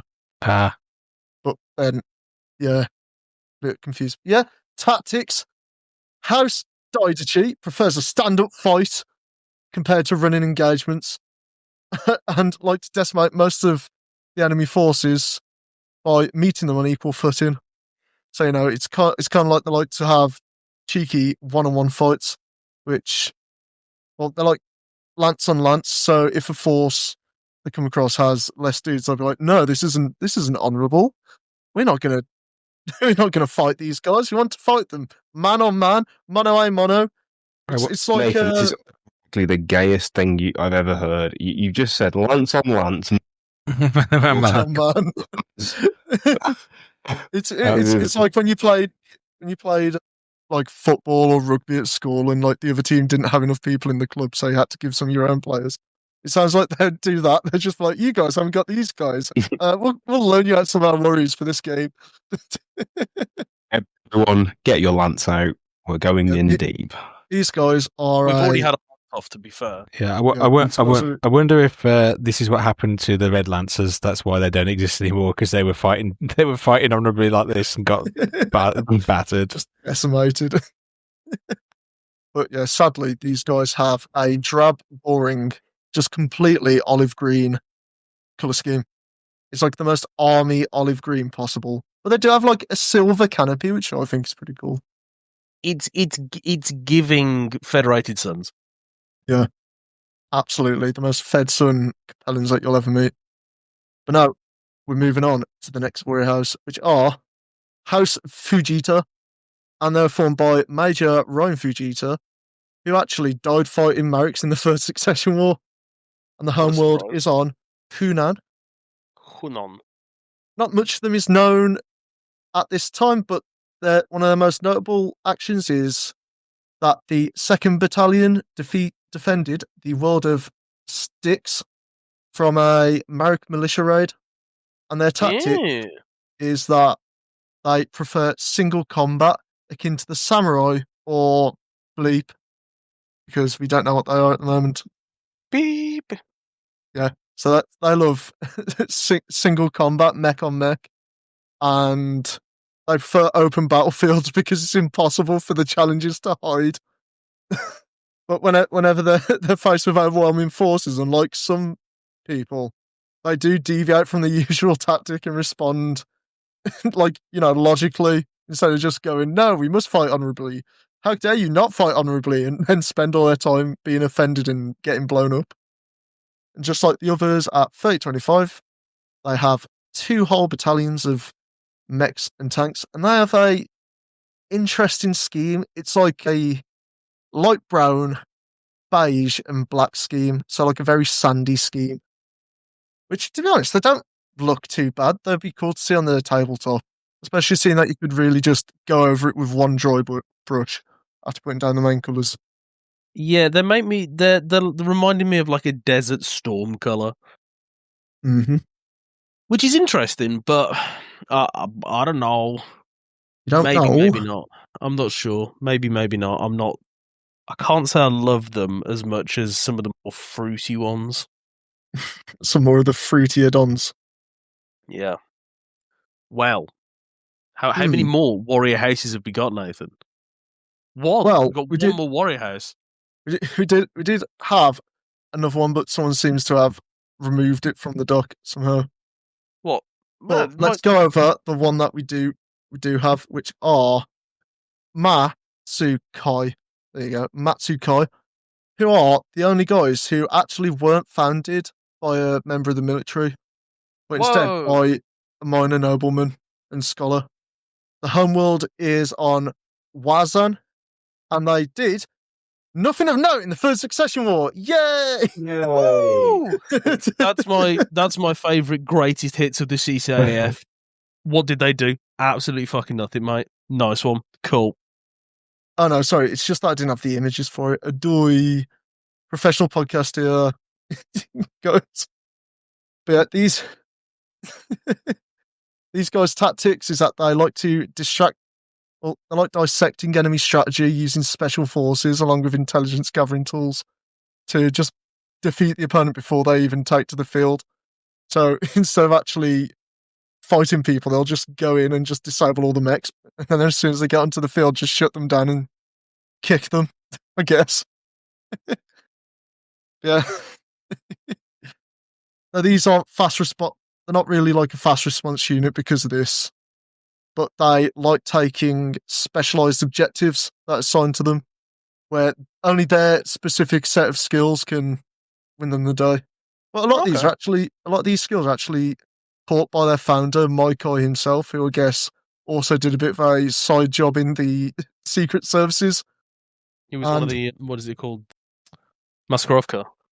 Yeah, it seems like that, even though it's not really specified in the article. But who knows how many other different secret organizations are in the Capellan Confederacy. Yes. Yeah. So these guys have an actually quite interesting colour scheme. However, the more I look at it, the more they look like the sweet corn in poo colour scheme. They're yellow, brown, and like a white or beige, but their legs are just yellow lower legs and then brown thighs.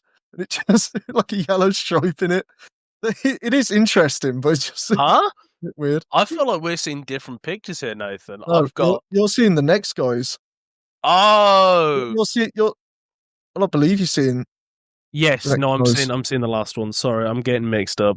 I'm seeing the cooler guys. Yeah, Nathan, if going to the toilet looks like that for you, I'm a bit worried if you're just pooping out green mechs or brown mechs.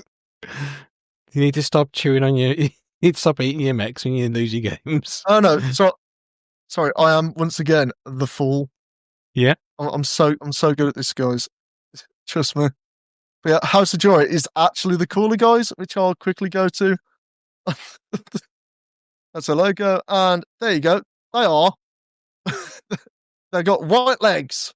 They got yellow leg stripes up those legs. yeah, Green bodies, and they got flames on them. yeah. Look at that. That's cool. They're cool. But like, it's weird that they're like the secret services, though, isn't it? Yeah. So, Well, like, I mean, it's a bit hard to miss these guys coming at you with like flames and shit on them. Let's be sneaky, guys. Also, let's be bright, white, and flamey. Are those the right guys, Nathan? Because Yeah, the ones under Matsukai oh, it's all gone wrong. It's all gone wrong, Yeah, guys. has all gone wrong. It's all fallen apart. we're It's so confused. Jova. We're so confused, It's so Nathan.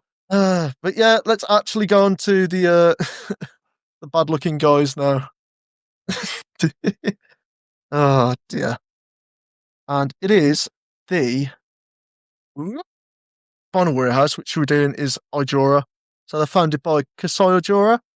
It's based on Han philosophies, including Confucianism,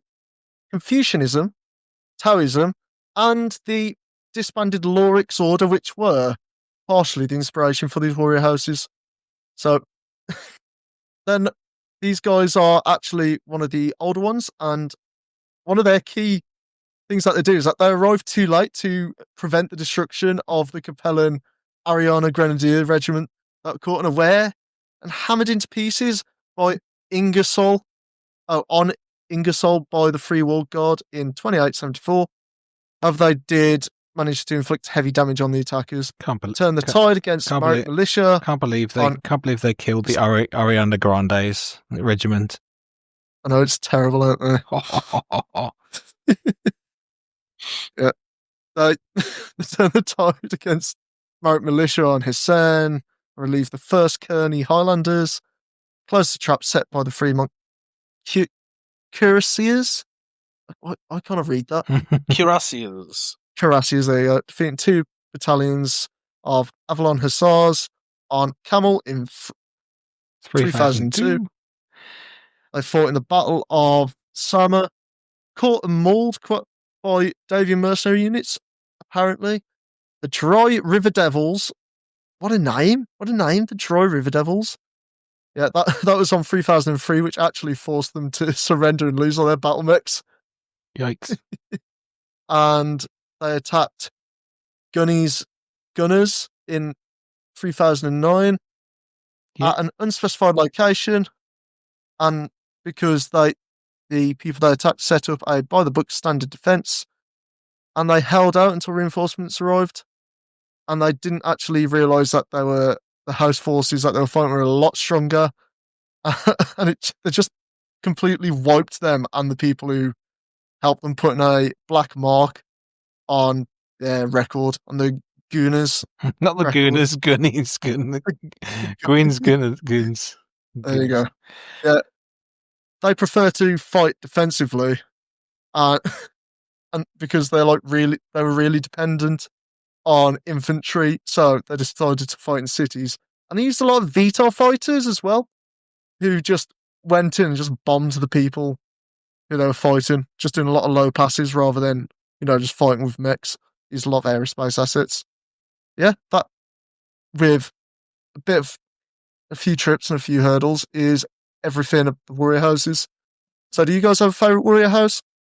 Any that you like the sound of? Oh, I'm just quite impressed that they've got a lot of, as I think I mentioned earlier, there's a lot of specialism that isn't just mech does this, or we prefer heavy mechs or large mechs. It's talking about they like to fight in cities, they use VTOLs or other combined arms, and there's a lot of use of infantry, which which is obviously interesting. So if you are kind of interested in one of these warrior houses, you can obviously you've got a good kind of compulsion to kind of use infantry or combined arms with these forces, which sounds pretty fun. I'm trying to think if there's any that I'd be tempted. Some of the schemes, I think some of the schemes are real smart, aren't they? Mm-hmm. Yeah, I do like some of the schemes a lot. I think Haritsu is probably the one that I think sounds the most reasonable, and their scheme's pretty like cool. And I think that would look good on some of the newer mechs, like the newer, I suppose, on the new style plastic mechs. I think that kind of Sons of Horus kind of sea green with like black like hips and legs would look real smart on them. But there's a bunch of other schemes that look really cool and they sound like feasible. They seem like units that like aren't just like they don't know what they're doing. It's like, oh, they actually seem to be competent and they've got cool mechs. But I think some of the schemes like Ijora looks a bit out of my kind of comfort painting scheme wise. Yeah, a lot of the schemes as well just have a lot of freehand on them. Like that obviously have all the like symbols of the houses, but they'll also have like different characters writing different badges for the companies and just like different like battle markings as well. Yeah, I think they're pretty cool, but they pop up a lot later and it's easier just to go for all of them now instead of trying to go through all of them. Yeah, we can bring them up in the future without having to go through. Exactly, and then we can refer back to this and be like, oh, yeah they're these guys. Except for the last two, which they confuse these guys a bit. Yeah. So what about you, Tom? Is there any that you're keen on? They're all pretty cool. I'm a big. I love a good bit of what are they called? Matsukai. Yeah. With the flamey legs, they're cool. I think they'll be hard to pull off, but if you could get a really nice color scheme, like if you could paint them well, they'd look sick. Same would go for what are they called? Lusan as well. That's probably the one that I'd be most comfortable going for. Yeah. I will say, actually, funnily enough, with the release of Cathay for Old World, there's a load of like stuff online about how to paint jade and paint that kind of like that's pretty cool. Bone colours. So I will say, if you are looking to paint Warrior House Lusan, go onto the internet and look at some Cathay tutorials. Mm-hmm. That's the source that I'm putting you on. Just trying to think, there's many mechs that have got that much exposed metal. That's like it'd be kind of inside the guns. Yeah, I suppose guns and it's like where you'd usually put silver on a mech and like all the joints and whatnot. Yeah, I decided to just to just put them in a good dip of like jade, which is cool. Which I don't know how you'd actually be able to do that in real life. Put some dip on your chip. Dip on the chip. But yeah, I think I agree that they look. I think they look like they'd be really fun and interesting to paint up, especially that metallic jade, and then obviously that matte bone would be really interesting. Like it's obviously not colours you'd expect, and like not like if someone said to you that you're going to paint these colours, you'd be like, no, but it looks good. No. But obviously, yeah, it looks fine. I don't want to. I'm going to. One thing I appreciate is that they've managed to skip the normal trope of painting 90% of mech units on Warrior House. Not Warrior House, like house units and mercenary units, which is just red and black. Make them red and black. Yeah, or just. I will say there is a conspicuous lack of red and black. Mm-hmm. They're funky colour schemes, and I really do appreciate them because, especially the flame one, we don't really see that until like Angelo's Archangels. Is that who they are? Avanti's Angels. Avanti's Angels, that's it. Avanti's Angels, where we start getting some cooler like 60s hot rod energy back into Battletech. Cool. And Dom, do you have one that you like the look of at all? Not really. I thought you'd like the Sons of Horus one, but obviously, I suppose you've got Sons of Horus. For me, I think the schemes are like not particularly great. You're right. The Sons of Horus one is the more appealing one. The one that I hate the most is is it Ijori, the poopy pants brown, corn poop yellow, beige top. It looks like an ugly settee. I thought you would probably not like the one for Daidashi. Is it Daidashi? They're just olive and Green. they're just I suppose they're just the kind of Star League Defense Force, kind of green, and that's it. It's like, oh, okay. I just don't like that for a lot of these schemes they look like they're wearing like trunks, like boxers. Yeah, I suppose that is Like, They true. all look Yeah. like they look like they're wearing shorts, or like they look like shorts guys, all of them. Not all of Well, they them. look, but- yeah, they look like they're wearing shorts. Oh, I know, I don't, can, don't ruin it I for can me. see He's it. ruining No, it for I me. can see it. I can see the sort of the logic behind that. Cool. Just personally, I don't like they look like Superman's trunks in every occasion, and I'm just not a fan of that Dom, particular style. are you pro or con Superman's trunks? I am pro Superman's trunks, but not on robots. Not on mechs, apparently. So there we have it, I suppose. Yeah. We all kind of like it, apart from Dom, who doesn't like Superman's trunks. And there we go. So thank you very much for going through the Warrior Houses there, Nathan. So I appreciate that you guys let me talk about them. I know some people weren't exactly of favour of them.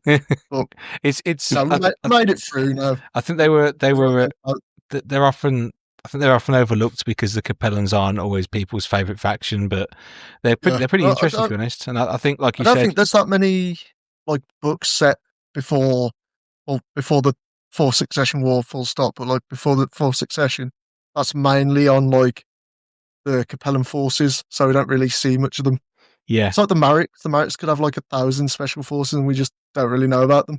yeah, but It's because the Capellans are the bad guys, Nathan. That's why you don't see them. yeah, they're obviously they are the analogues for bad guys at that point. But obviously now that in the Ilklan setting, they're going to, I suppose, kind of in most of the books at the moment, they're still the bad guys, but they're the good guys now because they'll finally beat up Alaric Ward. it didn't go quite no, like they that. didn't. It didn't go. No, they didn't. Spoilers. L. No way. Yeah, El Memento, they lost. Yeah. Funnily enough, although to be fair, Denai Centrella Liao is now he's Chancellor, so she's now the Chancellor. So she's Spoilers. going to use her inbreeding to power. She's going to use her extra fingers and She's going to use her 7 extra chromosomes to bring. Oh my the god, Capellan she's got all the powers of someone from West Brom. No? yeah, but obviously they are coming back into the lore a bit more. There's been obviously the last worldwide event included the Warrior Houses, which is fun. I will say for the Capellans being the punching bag early on, they do actually put up a generational fight during the jihad, right? And afterwards, they are like, it's only recently that they've started getting their ass kicked again. I feel like it's every 100 years the Capellans need to take just massive L's. I've got a feeling that now Denai's in charge. It's going to be W's. It's going to be lots of W's, W's. Yeah. It's like the Sisyphus rock. They get a bunch of little W's and they got one massive L, and then they go back to the bottom of the hill and have to keep getting little W's again. For now, anyway. I mean, and also to be fair, the Capellans are pretty cool because they have all of the tech. Yeah, all the stealth stuff Which is quite is fun. interesting. Yeah, they get all the tech as well. For being like such a small nation. Yeah, if only they had good leadership. Yeah. But that is not what this episode of the podcast is about. And we will get onto the funky tech when we get onto the funky tech, which will be in like episode 90. Yeah. That's right. Cool. Well, thank you. Thank you guys for listening. We will go to a small break, and then it is Mech of the Week, which we'll talk about one of the most Capellan-y mechs around, the Catapult. So we'll see you guys on the flip side. He said it, guys. Oh.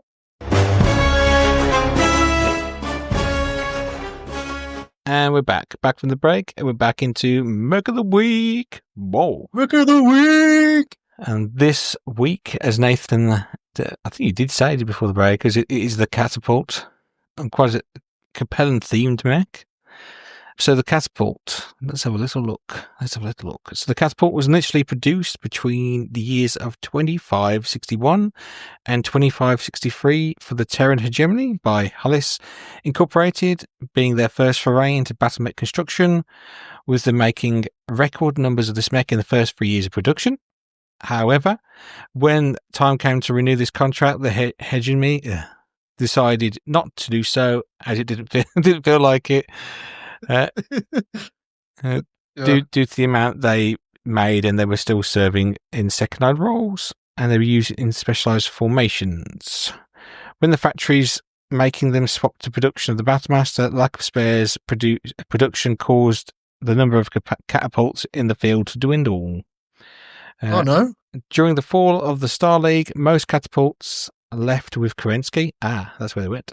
While the rest were collected by the Capellans, and the sizable amount were captured by the Combine when they invaded the Derian system. Sorry, just imagine like all the people in the mechs, and Kerensky's like, "Let's go, boys," and they're like, "We don't want to go," and the catapults are like, "We must follow." And like, "No, I can't take control of this mech."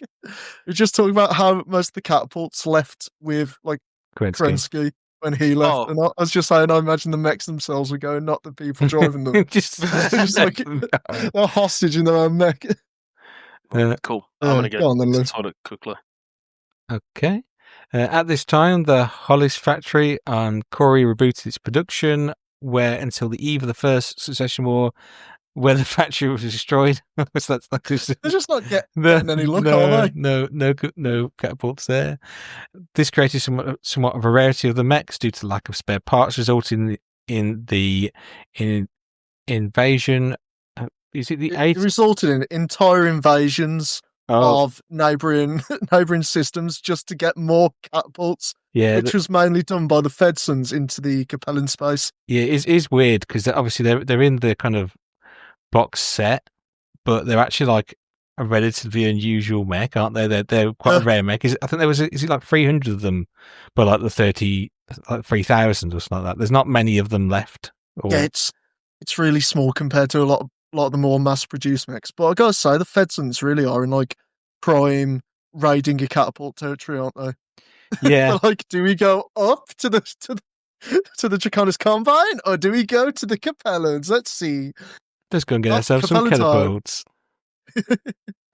So yeah, let's go over the base variant. So the base variant is a 65-ton mech with a Hollis Mark II chassis. It has 10 tons of Duralex heavy armor, a Magna 260 engine with an OP Comp 211 comset and an OP 1078 targeting system. Is it overpowered?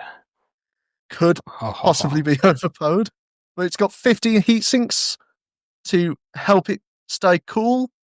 Its speed is a shockingly accurate 33.2 kilometers per hour cruising, or a 64 kilometers per hour running speed, which translates to a 4.6.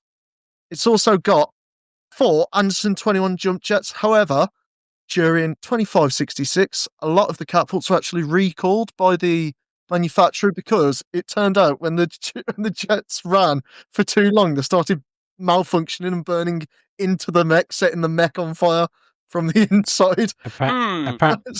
To amend. Yeah, apparently they fix it, but then later on, one of the variants, they reintroduced the problem again. I think they obviously must have just had a design, one of the design things off the earlier model, and they've put them back in again. Another problem is that, while a lot of them did get upgraded to the Anderson 25 jump jets, a lot of them did not. So it's really a flip of a coin whether you got a mech that will burn itself out from the inside or a somewhat functional mech. Yeah, to be honest, I like that, a bit of risk. So it's armaments. It's got 2 whole Holly LRM-15 launchers with 120 rounds, which translates to 8 reloads of ammo, meaning that it is sadly heavily reliant on logistics, especially during a prolonged campaign. That's why it's mainly a second line unit, because it doesn't want to go far into enemy territory where it can't get much ammo, which is kind of fixed with later variations, which we'll get onto. But for now, we'll talk about the 4 Martel medium lasers that it's got as well. And that makes up the base armaments for it, which allows it to, once it's spent all its rockets, go in and actually be an okay brawler for the size. 4 medium lasers usually scare off most small to medium mechs, but because of their speed, obviously they can get ran laps around by the smaller mechs. So for cost, in BV2, these are 1,399 BV. Nathan, how many longbows is that? Ooh, it is less than 1. And in C-bills, it is 5,790,125 sea bills, or 0.781 longbows. I'm worried that you've worked that out. I appreciate that you worked that out. That was my next. That was my next question. Next time I'll figure out the BV cost in longbows as well. Please And do. it'll be LBV, longbow battle value. Or just longbow value. Ah, so true. So, Tom, would you like to go through some of the variants that were cooked up during these dire times? Fucking love to. Thank you, Nathan. So the first variant we've got is the Catapult A1, which was designed without backup weapons. So it doubles the amount of LRM ammo carried and adds 2 tons of armor. It is highly susceptible to attacks and has very little way of defense should an enemy actually close the distance on it. So this is your, I'd say, more traditional second line mech. Mm-hmm. More in line with a longbow, actually. It's good, but should the enemy get close, you're in for a bad time. How many BV is it? Does it get like a significant 1,285 BV? So it is actually a decent reduction in cost. I don't know. That actually is not bad, to be honest. Is it LRM-15s on this as well, though, or is it? Yeah. So it doesn't improve them to 20s. It just keeps them as 15s. No, I'd be. I think I'd like to have those emotional support medium lasers to keep the light mechs away, because otherwise it's. I think if you're able to have like a little guard dog light mech with it, it should be able to perform quite well. I think I think this variant might be more of the, we either have no mech or the A1, and you would say, instead of having no mech, I would like the A1. Yeah. I don't think you'd be anyone's first choice of variant. However, we are now going to many people's first choice of variant, the Catapult C1B, which by the small b, it's a little bit at the end. This means it is a broil variant. A broil variant. A broil variant. I don't understand the B designation. It just is. I can only report on what happens. But yeah, so this was an upgrade kit given to SLDF units for the Catapult 1.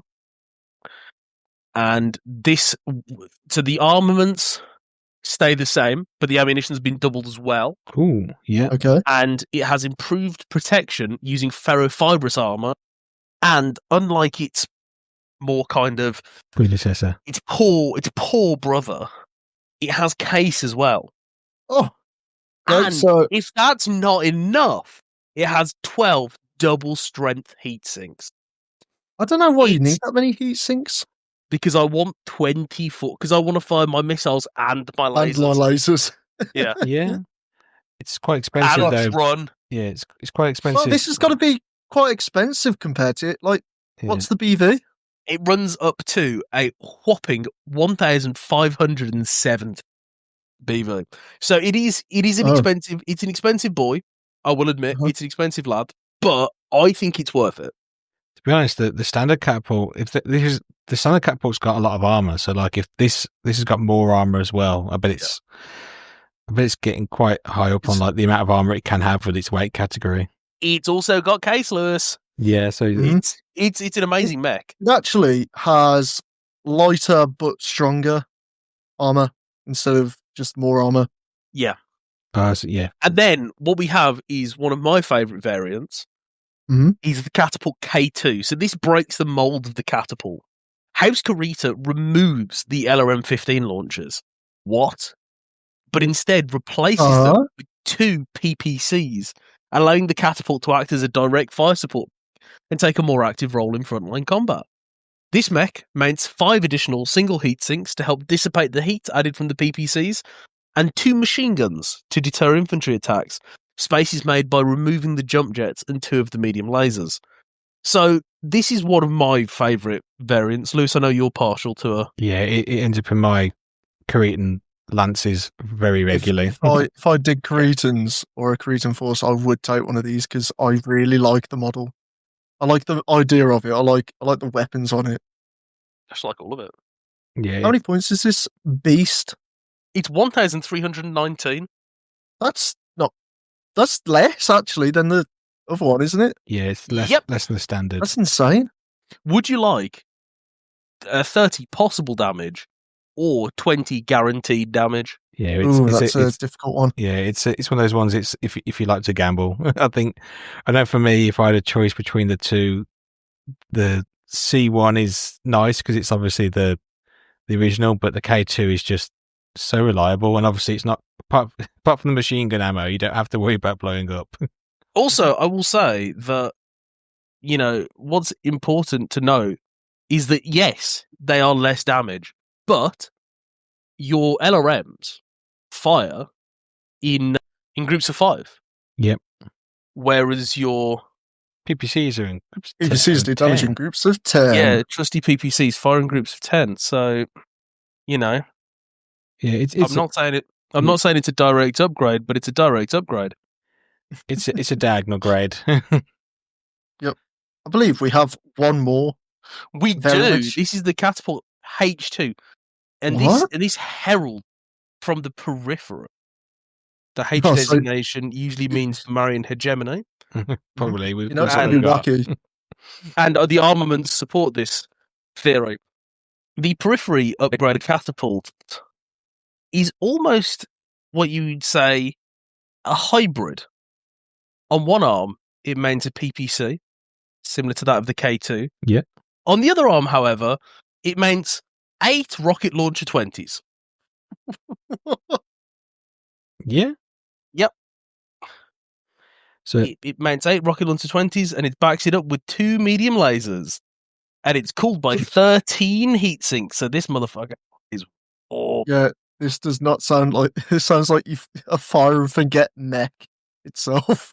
You just run it at something, hope it destroys it with one shot, and then just shut down for the rest of the game. and for the honor of dying in glorious single combat against yourself, you're paying 1,470 battle. So it's not even a cheap mech either. Damn. do a lot of damage though, can't it? In like medium range, you can. Oh yeah.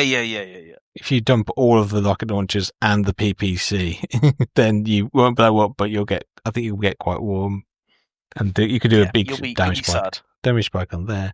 But yeah, and I think it looked pretty cool. You're obviously a fan of these more. I wouldn't say, what is it, non-symmetrical catapults as well, Tom? Oh, I love there's a later Capellan one that's got like plasma cannons and shit, which is cool. Yeah. So I thought you probably like that one, but yeah. So also the one that I'm running in my Ronin Lance is the K5. It's K5. That's got missiles again, hasn't it? Yeah, it does have missiles because they go they go off and then back on. Is it medium range missiles though? Is it the 30s on that one? MRM 30s, Yeah. which is not MMLs. No. MRM 30s, but it's still because it's not bad though. It's got medium lasers and it's got that C3 you were talking about as well, hasn't it? Yeah, that's why I brought it. It's got a C3 slide. Okay. Yeah, but I think it's one of this. I suppose obviously we can recap the mech, but there's so many. The catapult obviously is very iconic, but there's so many variants. But the variants are obviously I know they're usually 2 gun, 2 big gun, and a thing. But like the variants they're more varied than they're more different than you might expect for a 2 big gun mech. Usually, aren't they? I know there's a bunch that I quite like. Yeah, I would say you don't often see like a Warhammer have this level of variants. Different. Yeah, well, I quite like. I know lately I've been running the C1 paired up with the C4, which has got the LRM-20s because I thought that was fun. And obviously, you're talking about the K5, which is fun, and then obviously the one I'm surprised you didn't mention, Nathan, was the Catapult C3. It hasn't got a C3. This one's got an Arrow 4 launcher. just in case you want. It's mainly because we haven't got to that point yet, and there's still a decent amount of variants before. Oh yeah, there's quite a few variants out there. There's some. Yeah, there's if you want an interesting mech, go and check out some of the different variants of the catapult because there's probably something that will kind of tickle your fancy, I suppose, isn't there? There is literally something for everyone. Yeah. The only thing I suppose with the catapult you got to watch out for is lack of arms and hands. Kind of means that although the K2 and the K2K, I suppose, probably are quite happy getting in the middle of the fight, that they're not going to be very good if they get pushed over, or they won't be able to pick up or do things or punch objectives and stuff. So that's just something to bear in mind. But generally, though, it's I think unusually for us, I suppose, I'm keen on the catapult. I just think it's quite expensive. It's an A+ mech. Well, Oh, I my- think this is one of, if not the first A+ mech that we've got. I think for me, Beta, yeah, top tier, top shelf. yeah. I think for me, I think for me the K2, I think, drops into that kind of A+.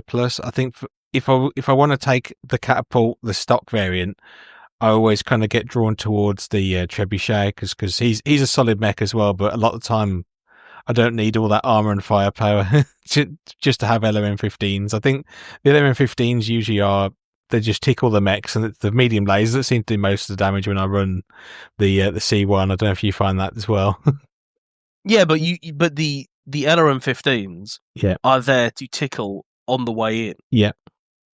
So you're not like, the LRM15s shouldn't be your main armaments. I think they are on the catapult though. It's kind of its thing. But yeah, but I think we all agree that we like it. I'm sure Dom would agree when he gets back. Cool. He's fallen down another well. He's down the well again. Mm-hmm. But yeah, should we pop to a quick break if there's nothing else to say about the catapult? Absolutely, Lewis. Cool. Sounds great. Cool. So we'll catch you guys on the flip side.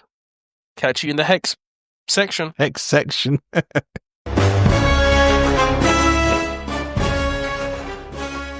And we're back from the break, and we're back into the outro, guys. So yeah, this week Our time together is so short. Yeah, it's fleeting like the wind. Oh dear. I'm sure we'll be back again, maybe next week, maybe in a couple of weeks, maybe 3 weeks. Depends when But yes, I've just checked Nathan's mail sack. It's still floppy. I think we need to send him in. We need to send some mail in to fill up his sack again. I will say it's very good to get your mail sack checked. Yeah, regularly. But not by not by me. By a medical professional, not Lewis. That's just for the love of the game. Yeah. So if you do feel like filling up Nathan's sack, consider sending in emails to hexpertshelpline@gmail.com or post up to us on Discord. I don't love you saying filling up Nathan's sack. Well, someone's got to do it. We can't just email ourselves. We can literally do that, but we should we shouldn't do that. But yes, obviously, thank you for listening to the episode, guys, and thank you for Nathan for going through the Warrior House. It's not something that I've really looked into before or heard anyone else talk about, so it's been interesting. Been learning. Mm-hmm. Yes, and a learning experience. Yeah, as always, guys, thank you for listening. If you want to support us, give us a like, 5-star rating, and shit on us in the comments if you really want to. Give us that 5-star. Don't have to give us 5 stars. Give us 2 stars if you want. Yeah, if you feel like it, recommend us to your friends to listen to, especially those who are also trying to get into Battletech. Or recommend it to people that don't like Battletech as well. That's what I do when I want to get people to play. just keep telling them to play. That actually would work. Yeah. As well. People don't like Battletech, they listen to us. We'll get them round to the good side. Get them around playing. We also have, as previously mentioned, a Ko-fi that was set up. If you guys wish to support us and help us continue making the great content that we do, I wouldn't. Don't give money to us. Tom's just going to spend it on Ronin. Ronin. But yeah, super duper. And obviously, appreciate all the listeners out there, and obviously echo what Nathan just said. Anything, Tom or Dom, you want to say before we head out? Like Lewis's Alan Partridge accent when he says super duper. Super duper. Super duper. I don't know what else to say. But please send help. I'm trapped into perpetuity. They got me on a Disney contract. I thought I was just signing, some EULA agreement, and now I can't sue them in court, and they own my soul. Yeah. So please buy me out of perpetuity. Yep, I need. Yeah. You signed the Too Hexpert bad. Plus contracts. If you die at Hexpert World, you can't sue us. Yep. So I'm stuck, guys. Anyway, so we will be back. because I can't go anywhere else. Yeah, have we got a plan for next week, Nathan, or is it?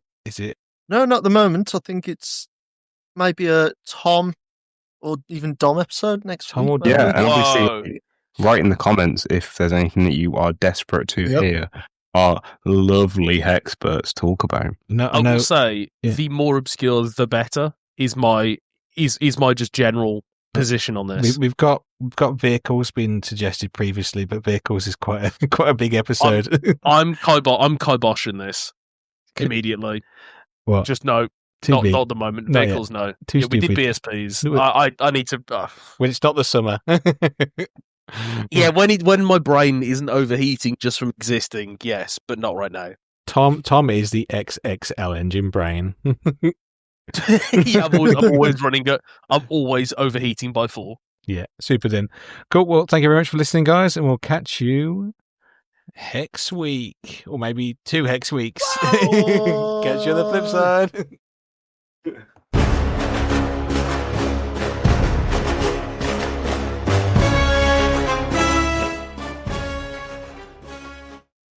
Eating Maltesers and they just don't sit right with my belly. I don't know where my Maltesers have gone. I'm mad that mine are My gone missing. Maltesers Also, don't sit like I've- my belly. I haven't had my tablets as well. I'm supposed to have, but I'm a rebel.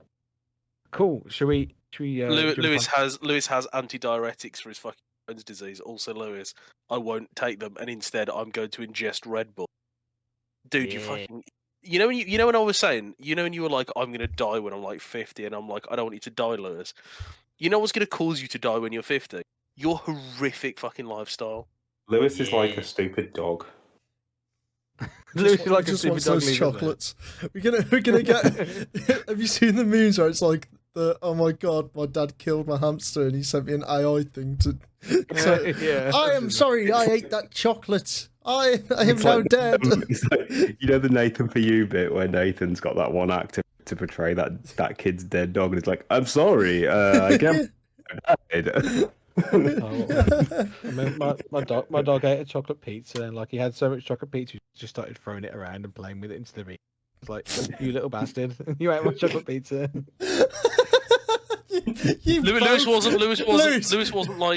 Lewis wasn't concerned that his dog had eaten a chocolate pizza. You both Lewis shouldn't was have just like, chocolate pizza. What is going on?